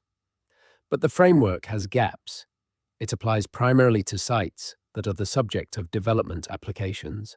Sites that are not being developed, that are simply managed in place within existing institutional boundaries, are not subject to the same requirements. The crypts beneath active hospital buildings are, in general, not subject to development pressure in the way that development sites are, and they therefore fall outside the main mechanism through which buried heritage is systematically investigated in Britain. Closing this gap would require a different kind of regulatory instrument, something closer to the regime that applies to listed buildings in terms of the requirement for active management and documentation, but applied specifically to known or probable subsurface heritage content. This is technically and administratively complex, and it would require political will to implement, but it is not beyond the capacity of the British regulatory system. And the case for it is strong. The scientific case is strong because, as we have described, the materials in these crypts contain historical and scientific information of significant value that is being lost through inaction. The ethical case is strong because the individuals whose remains are in these spaces deserve better than continued neglect in the dark. And the institutional case is, paradoxically, also strong because the managed and transparent investigation of this heritage is less damaging to institutional reputations than the alternative scenario, which is the eventual forced revelation of what has been concealed, under circumstances that institutions do not control and cannot manage. That scenario, the forced revelation, is not hypothetical. It has happened at other British institutions with sensitive historical material. The history of human remains in British museum collections, for example, was managed for many years through a combination of non-disclosure and institutional resistance to engagement. And when that resistance broke down under public and political pressure in the early 2000s, the institutions involved were left in a reactive position, responding to public demands rather than managing the process on their own terms. The hospitals have an opportunity, if they choose to take it, to manage this process differently, to commission systematic investigations of their own heritage, to publish the results, to engage with the communities connected to their histories, to say, as institutions, that they understand the complexity of what they are custodians of and that they are prepared to address it with honesty and care. Whether any of them will make that choice is, at this point, uncertain. Let us turn to the question of what a comprehensive investigation of Britain's hospital crypts would actually look like, and what it would cost, and what it would produce. A comprehensive investigation would begin with a systematic survey of all known or probable hospital crypt sites across Britain. This survey would draw on the existing archaeological record, the sites and monuments records, the grey literature of unpublished archaeological reports, the documentary historical record of medieval hospitals. It would identify sites with known or probable subsurface heritage content and assess their relative significance and accessibility. That initial survey, if carried out by a consortium of academic archaeologists and heritage management specialists, would probably take 2 to 3 years and would cost in the range of £2 to £3 million. It would produce a national database of hospital heritage sites that does not currently exist in any systematic form, and it would provide the foundation for prioritized investigation. The investigations themselves would be sequential, beginning with the most accessible and most significant sites and working through the priority list. Each investigation would involve geophysical survey to map the subsurface without disturbing it, followed by selective excavation of the most significant areas.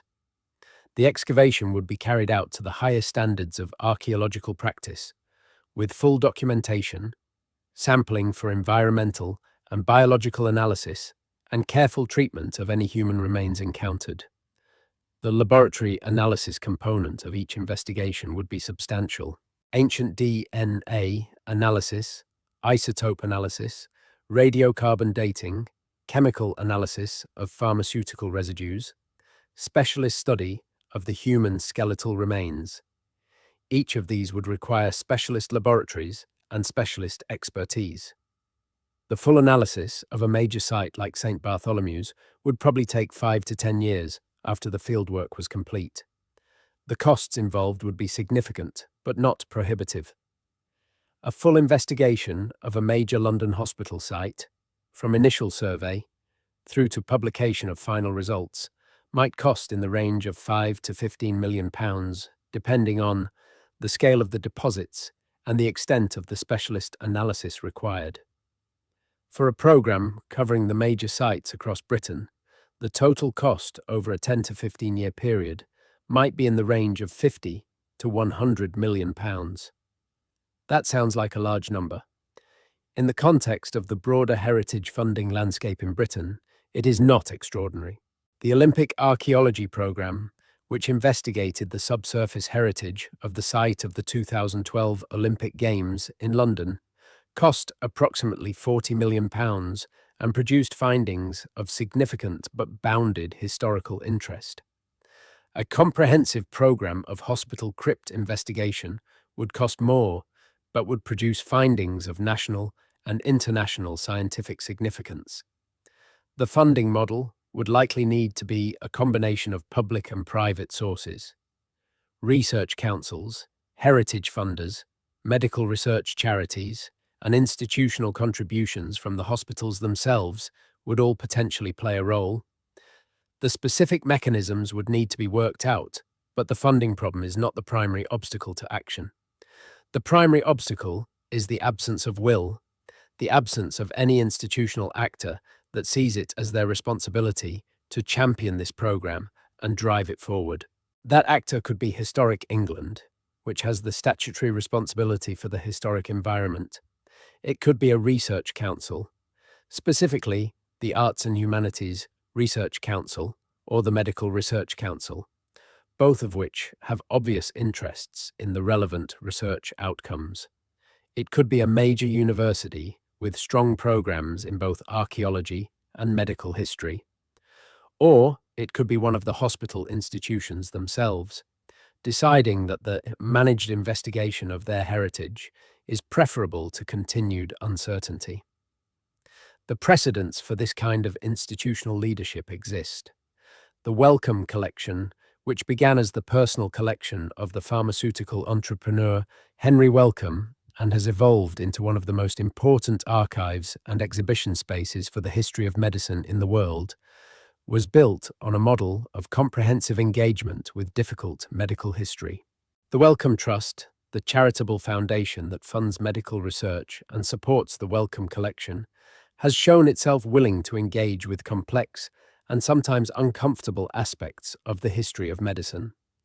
An initiative led by the Wellcome Trust to systematically investigate and document the physical heritage of British hospital sites would be entirely consistent with its mission and would have the credibility and resources to make a real difference. Whether that initiative will happen depends on decisions that will be made or not made by individuals and institutions in the coming years.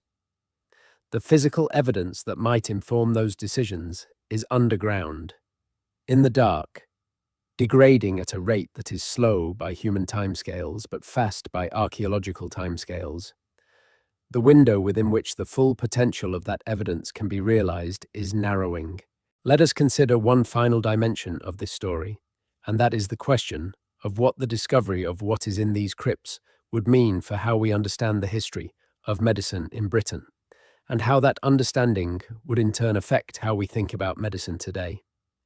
The history of medicine is often told as a story of progress, starting from ignorance, gradually accumulating knowledge, building the understanding of the human body and its diseases that underlies modern medicine. That story is true as far as it goes. The understanding of disease that informs contemporary medicine is incomparably more accurate and more effective than the understanding that informed medieval or early modern medicine. The gap in outcomes, the life expectancies, the survival rates from serious illness is real and substantial. But the progress narrative, if it is the only narrative, leaves out important things. It leaves out the costs of progress, who paid those costs and how. It leaves out the wrong turns, the extended periods during which medical practice was actively harmful, during which the interventions being performed were making patients worse rather than better.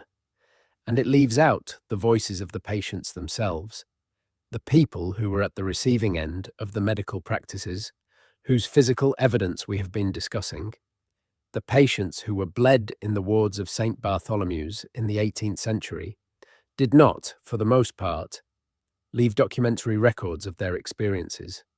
They were poor, often illiterate, without the social standing to generate the kind of correspondence or diary material that gives us insight into the experiences of more privileged individuals.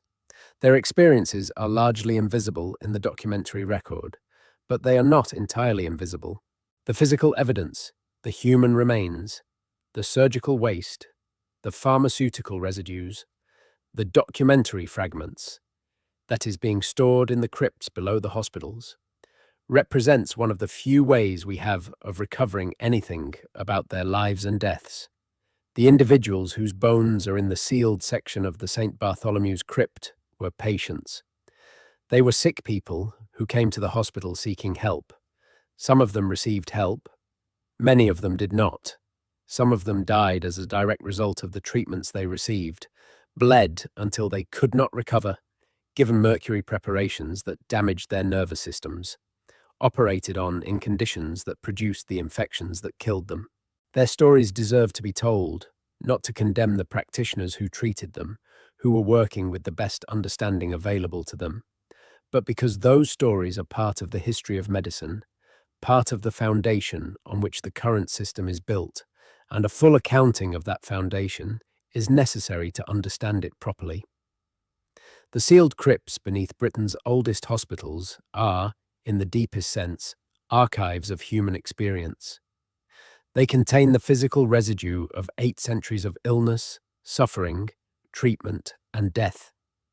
They contain evidence of medical practices that we have moved beyond, and evidence of the social structures within which those practices operated.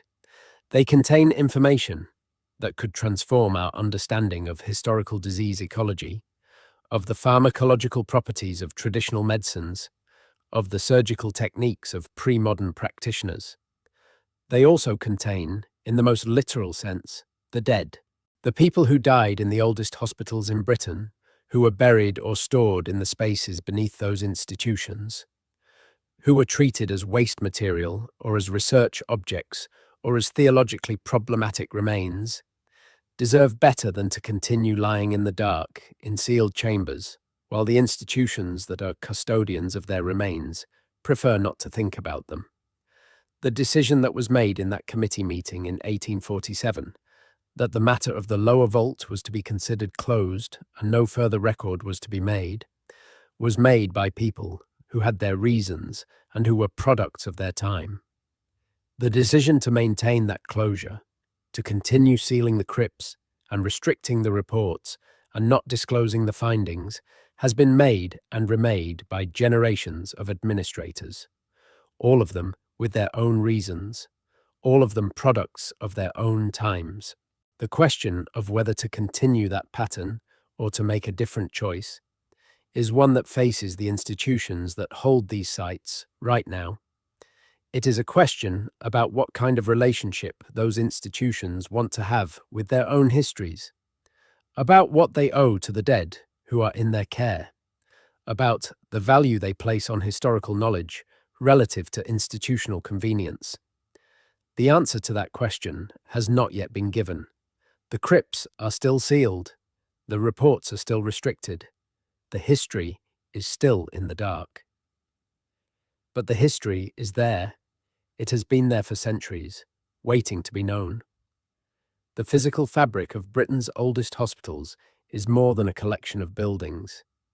It is a layered text, written in stone and brick and accumulated organic material, that tells the story of how this country has treated its sick and poor across 800 years. The underground portions of that text, the crypts and vaults and sealed chambers, have been the least read and the most systematically obscured. What happens in those spaces is not simply a matter of archaeological curiosity.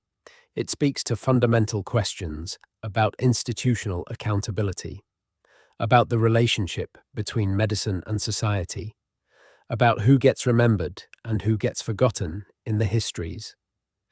That powerful institutions choose to tell about themselves. The individuals who ended up in those crypts did not choose to be there. They did not consent to serve as the foundation, literal and figurative, on which Britain's great medical tradition was built. They deserve to be acknowledged.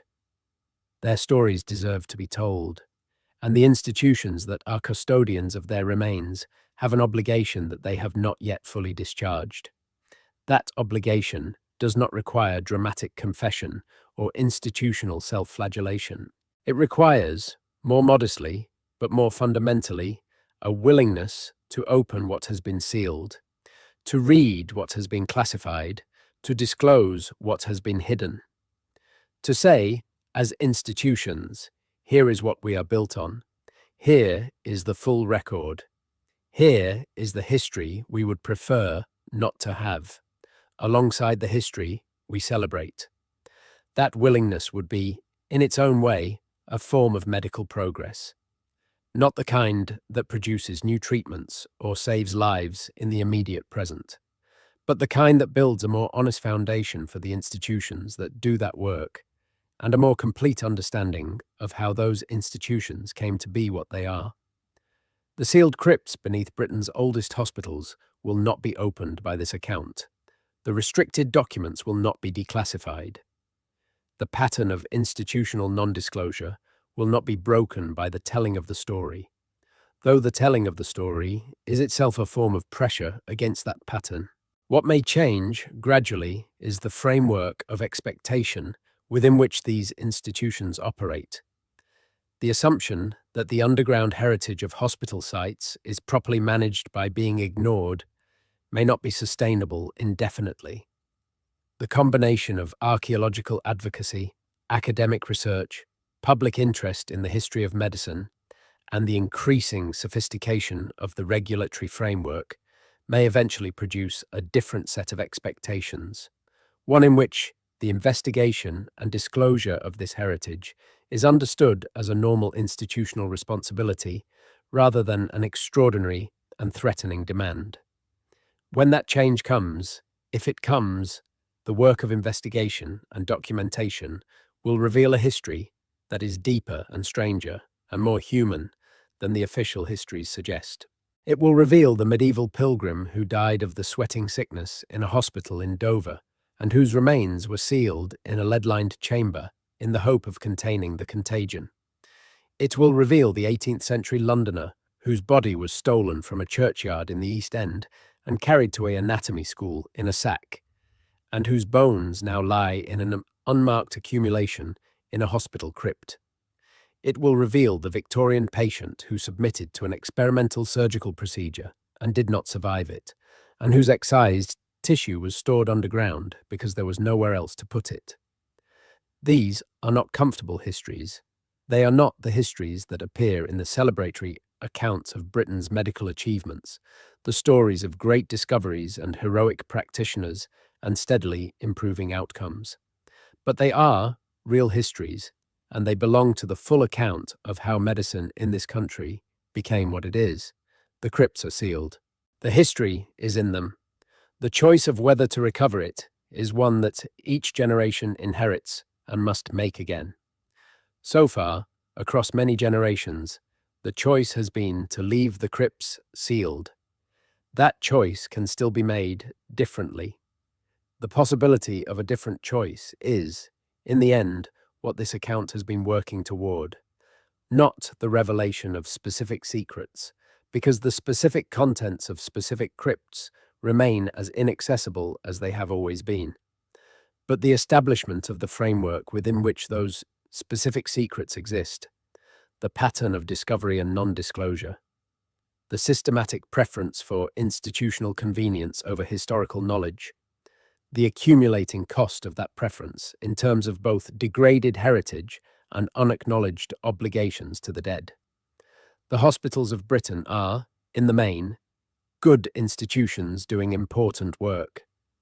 They are staffed by dedicated professionals who have devoted their careers to the care of the sick. The history we have been examining is not the history of those professionals. It is the history of the institutions they work for, which is a different thing. Institutions outlast the individuals who staff them. They carry forward, in their cultures and their physical structures and their archives, the choices and practices of generations who are long dead. The contemporary physician at St. Bartholomew's is not responsible for what happened in that hospital in 1700 or 1800 or 1900. But the institution is the custodian of what happened, and the institution's choices about how to handle that custodianship are choices made in the present, with present-day consequences. One of those consequences, if the pattern of non-disclosure continues indefinitely, is the gradual destruction of an irreplaceable historical record. The organic materials in sealed crypts are not stable, they are not permanent. Given enough time, without intervention, they will degrade to the point where the information they contain is irrecoverable. The window within which the full potential of the hospital crypt archive can be realized is not infinite. Another consequence is the continuation of a relationship between powerful institutions and the public they serve that is characterized by the management of information for institutional purposes rather than by transparent accountability. That relationship has costs that are harder to quantify than the loss of archaeological data, but no less real. The history of what lies beneath Britain's oldest hospitals is a history of medicine and power, of the body and its treatment, of what institutions preserve and what they discard, of who is remembered and who is forgotten.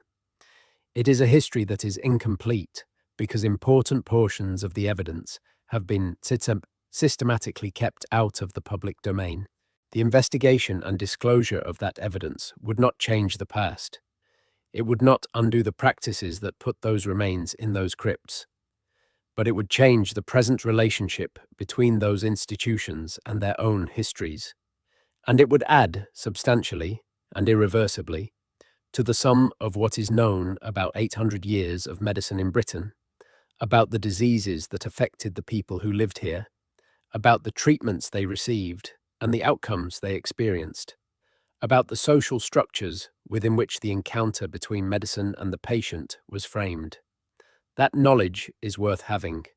The cost of not having it is real and accumulating, and the decision of whether to pursue it, whether to open the sealed crypts and read the restricted reports and make the hidden history public, is a decision that remains to be made. The history is there. It is waiting. The only question is whether anyone will choose to go and read it. In thinking about these sealed spaces and what they represent, it is worth returning to the most basic fact of the situation, which is that these crypts exist because institutions built them. They are not natural features of the landscape. They were constructed deliberately and at considerable cost by the religious orders and civic authorities and private benefactors who founded and maintained Britain's oldest hospitals. They were built as part of the physical infrastructure of institutions whose purpose was the care of the sick and the relief of suffering. The same institutions that built those spaces also, over the centuries, filled them with the evidence of how that purpose was pursued. The surgical remains, the pharmaceutical materials, the human bones, the documentary fragments, all of these ended up underground because the institutions above ground generated them in the course of their operations and needed somewhere to put them. The crypts are, in this sense, the byproduct of the work, the institutional waste of 8 centuries of medical practice. Byproducts are not accidents. They are the predictable and inevitable consequences of productive activity. You cannot have the achievement without the byproduct. The development of clinical medicine in Britain, from its medieval beginnings through the scientific revolution and the development of modern therapeutics, was a genuine achievement of enormous human importance. But it generated byproducts, and those byproducts are real, and they are underground, and they are waiting. The waiting itself is a kind of historical fact. The sealed crypts of Britain's oldest hospitals have been waiting for this account for varying lengths of time, some for decades, some for centuries, some for most of the past 800 years. That waiting is an expression of institutional choice, of the consistent preference across many generations of administrators and decision-makers for leaving the past in the past, for keeping the sealed things sealed, for not disturbing what is better undisturbed. That choice has been understandable, even if it has not been right. The administrators who made it were not, in most cases, acting from malice or cynicism. They were acting from the combination of institutional habit and legitimate concern that characterizes most institutional decision-making. They did not want to deal with the complexity and the cost and the potential reputational risk. They had other things to do. They deferred the decision. The deferral continues. The crypts are sealed. The history is in them. And the choice about whether to open what has been sealed, to recover what has been hidden, to acknowledge what has been ignored, remains available to be made. What lies beneath Britain's oldest hospitals is not simply a collection of bones and bottles and old documents. It is the foundation, in the most literal sense possible, of the British medical tradition. It is the physical evidence of how this country learned to care for its sick, at what cost, through what methods, with what results. It is the record of the patients who were treated and the practitioners who treated them and the institutions that brought them together across 800 years. That record is incomplete above ground, below ground, in the sealed crypts, in the restricted documents, in the sealed chambers that have not been opened since 1847 or 1349 or whenever they were last touched. The rest of the record waits. Britain has a history of medicine that it celebrates, rightly, as one of the great contributions of this island to human welfare. It also has a history of medicine that lies in the dark, underground, unread. Both histories belong to the same story. Neither is complete without the other. The sealed crypts beneath Britain's oldest hospitals are archives. They are waiting to be read. The question is only whether anyone will ever read them. There is one more dimension to this story that we have not yet addressed, and it concerns the people who do know what is in these crypts. Not the general public, not the administrators who have consistently chosen not to ask, but the small number of individuals who have actually been inside these spaces, who have seen what is there, who carry that knowledge with them and have carried it, in some cases, for decades. These are not whistleblowers, for the most part.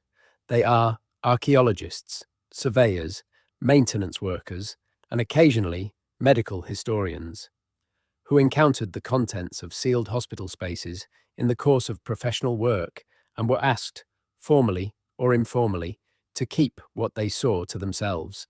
The agreements they made were in some cases explicit, contracts with confidentiality clauses, non-disclosure agreements, formal conditions attached to the terms of their employment.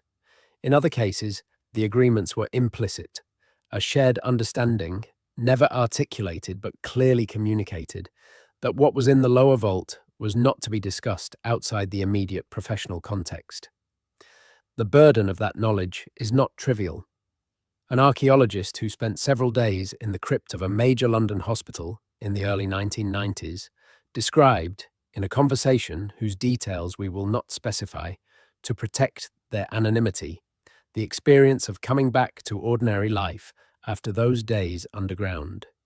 The scale of the accumulation, they said, was not what you expected from the dry descriptions in survey reports. It was not a matter of scattered bones or a few sealed boxes. It was layers, genuine stratified deposits, centuries of accumulation in a confined space, with the smell that comes from organic material that has been sealed for a very long time and then suddenly exposed to air. This archaeologist submitted their report to the institution that had commissioned the survey. They had a brief meeting with the relevant administrator, and then they were thanked for their work and told that the institution would be in touch. They were not in touch. The report was filed, the crypt was resealed, and the archaeologist moved on to other projects, carrying with them a detailed knowledge of what they had seen that has never been published and has been shared with almost no one. There are others with similar experiences. The surveyors who documented the chamber at Brown's Hospital in 1978. The maintenance workers at various institutions who have encountered sealed spaces in the course of routine work and been quietly redirected. The historians who have read the restricted documents and been permitted to note their existence, but not to quote from them. Each of these individuals carries a piece of a larger picture that has never been fully assembled. The assembling of that picture, the bringing together of the dispersed fragments of documented knowledge about what is in Britain's hospital crypts, is itself a form of historical work that has not been systematically undertaken. The archaeological grey literature, the unpublished survey reports deposited in sites and monuments records, contains more information about these spaces than most people realise. It is not secret in the strict sense. It is accessible in principle, through the planning archives and the records offices and the archives of archaeological contractors. But it is not curated or synthesized or made usable in any systematic way.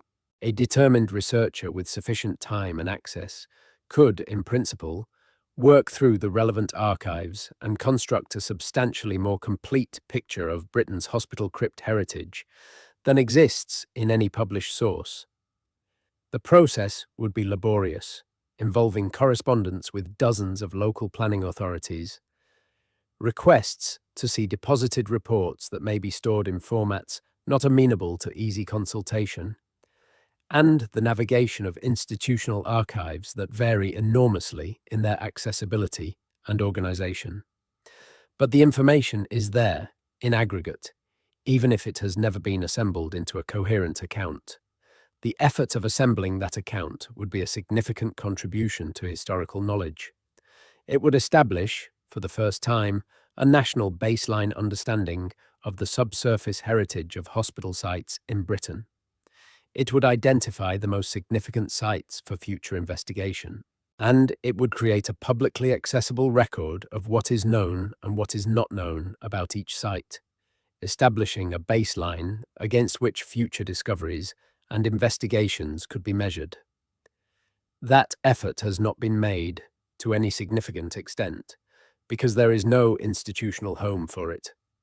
It falls between the disciplinary boundaries of archaeology, medical history, and heritage management in a way that makes it difficult to fund and difficult to place within existing academic frameworks. It would require the collaboration of specialists in several fields and the commitment of substantial time and resources to archival work that would produce no immediately publishable results. In the current academic environment, with its emphasis on publishable outputs and measurable impact, this kind of foundational archival work is difficult to support. The argument for making it, nonetheless, is strong. The Hospital Crypt Archive is a unique resource. There is nothing comparable to it in terms of the combination of temporal depth, the range of historical periods represented, the diversity of material types, and the direct connection to one of the most significant aspects of British institutional history. The loss of that resource through continued inaction and degradation would be, by any reasonable assessment, a significant and irreversible cultural loss. Against that loss must be set the practical realities of institutional decision-making.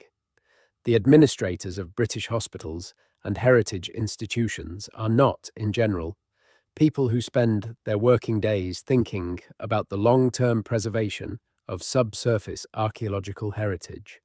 They are managing budgets, responding to regulatory requirements, dealing with the immediate demands of their institutional missions. The request to prioritize the investigation of their underground heritage sits low on their lists of urgent concerns. Changing that priority requires a combination of argument, advocacy, and where necessary regulatory pressure. The argument we have been making throughout this account is part of that combination. It establishes the historical case for why this matters, the specific evidence for the significance of what is underground, and the specific mechanisms through which the pattern of non-disclosure has been maintained. That argument, made persistently and in multiple contexts, creates the intellectual framework within which regulatory and policy change becomes possible. The advocacy component requires the active engagement of the communities of scholars and professionals who have the most direct interest in these questions. Archaeologists, medical historians, heritage managers, public health historians, the community of researchers who work on ancient DNA and historical pathogens. All of these communities have professional interests in the investigation of hospital crypts, and none of them have been sufficiently vocal or coordinated in making the case for action. The regulatory component requires engagement with the institutions that set the framework within which heritage management decisions are made. Historic England, the Department for Culture, Media and Sport, the NHS and its regulatory bodies, the Charity Commission, which oversees many of the charitable institutions that manage historic hospital sites. Each of these institutions has a role in the framework, and changes to that framework require engagement with each of them. None of this is quick or easy, but it is possible. The historical and scientific case for action is strong. The ethical case is strong. The precedents, in the form of successful investigations like Crossbones and the broader framework of development-led archaeology, demonstrate that this kind of work can be done well. The barriers are real, but not insurmountable. The sealed crypts beneath Britain's oldest hospitals have been waiting for centuries. They can wait a little longer, but not forever. The degradation of organic materials is a physical process that does not pause to allow institutional decision-making to catch up with it. Every year of inaction is a year in which the archive shrinks. The question of when action will finally be taken, and who will take it, and what form it will take, remains open. It is possible that the change will come gradually, driven by the accumulation of small pressures from multiple directions, the publication of accounts like this one, the advocacy of professional organizations, the occasional planning application that forces a specific site to be investigated, the retirement of administrators who preferred the old approach and their replacement by administrators more willing to engage with complexity. It is also possible that the change will come suddenly, driven by a specific discovery or a specific disclosure that forces the pattern of non-disclosure into the public domain in a way that cannot be managed by the institutions involved. A construction project that unexpectedly breaches a sealed section and cannot be quietly managed. A whistleblower who decides that the historical significance of what they have seen outweighs the professional costs of speaking publicly. A freedom of information request that successfully extracts a document that was supposed to remain classified. However it comes, the change, when it comes, will reveal a history that has been waiting in the dark for a very long time. A history of illness and treatment and death, of the poor and the vulnerable and the powerless, of the institutions that cared for them and the practices those institutions used. A history that is complicated and difficult and does not fit neatly into any of the stories that Britain typically tells about itself. But It is a real history, and real histories deserve to be known.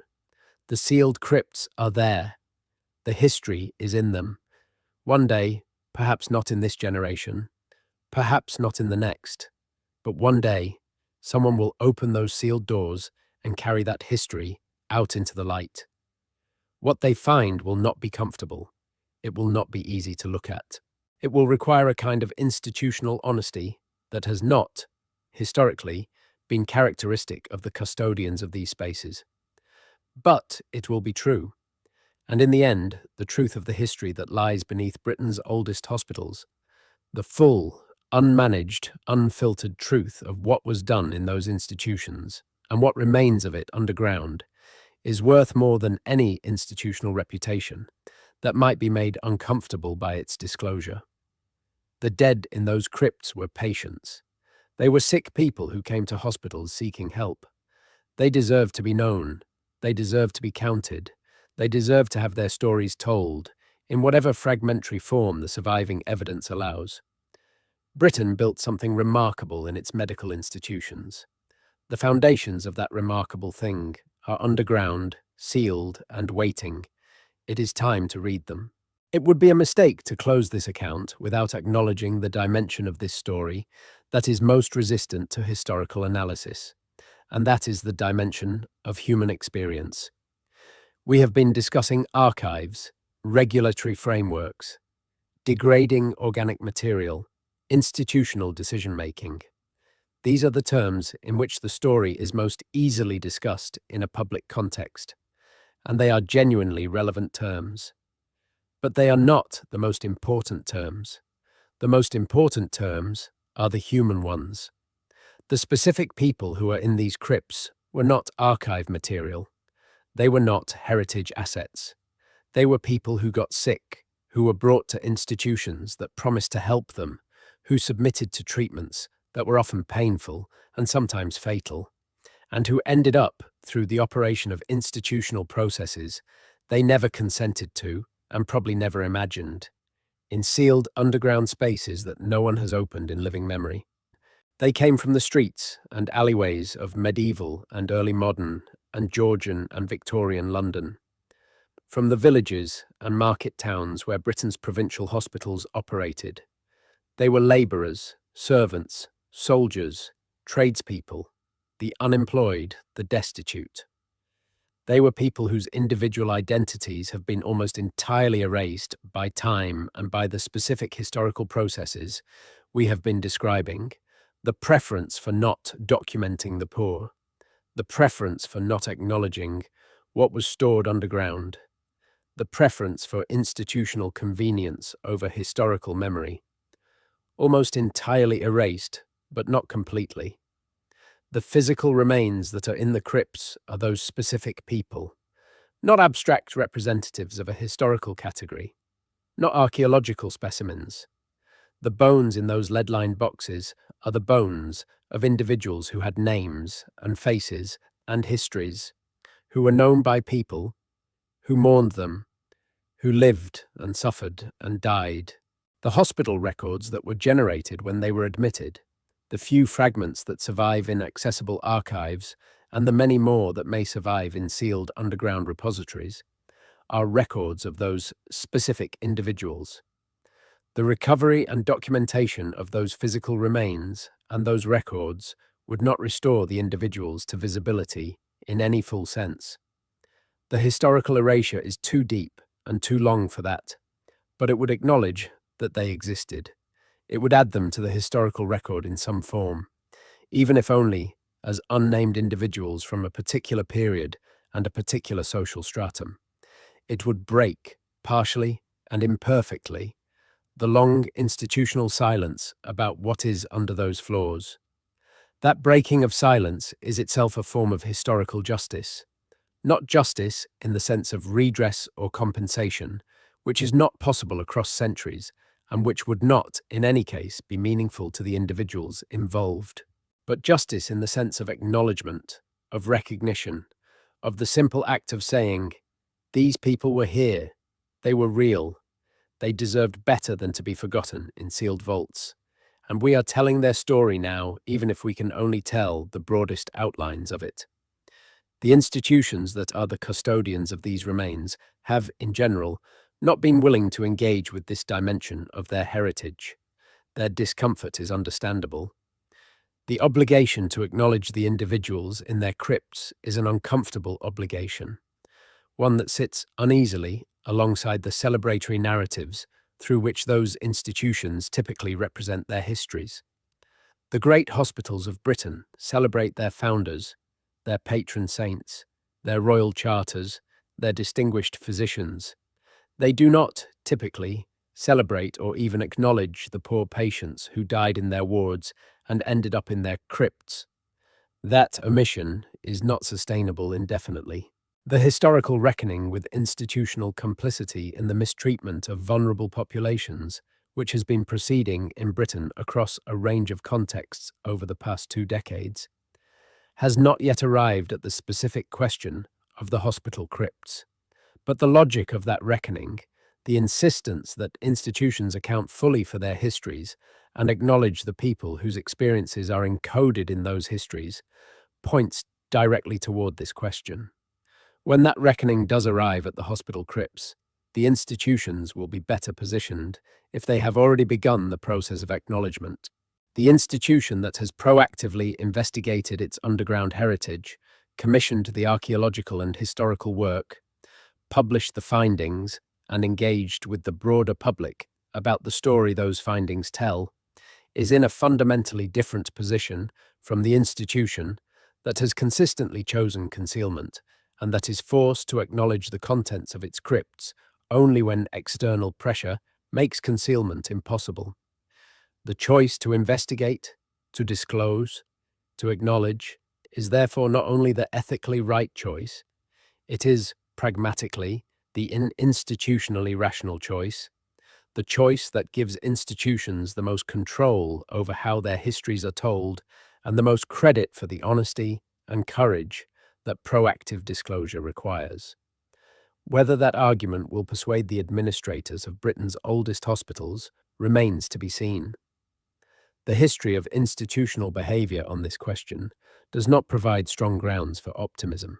But the argument is available to be made, and it is being made, in accounts like this one, and in the advocacy of the scholars and professionals who have devoted careers to understanding Britain's underground medical heritage. The sealed crypts are waiting, the restricted documents are waiting, the history encoded in the physical material beneath Britain's oldest hospitals, the bones of the medieval patients and the lead-lined containers of the body-snatching era and the surgical residues of the pre-anesthetic operating theatre. All of it is waiting. What happens next is a matter of choices that have not yet been made. But the knowledge that the history is there, that it is significant, that it deserves to be read, that the people it represents deserve to be acknowledged, that knowledge is now a little more widely shared than it was before this account was made. That is, perhaps, where this kind of story must begin. Not with the opening of the vaults, which requires institutional decisions that are not ours to make, but with the telling of the story above ground, the making public of the framework within which those institutional decisions will eventually be forced to operate.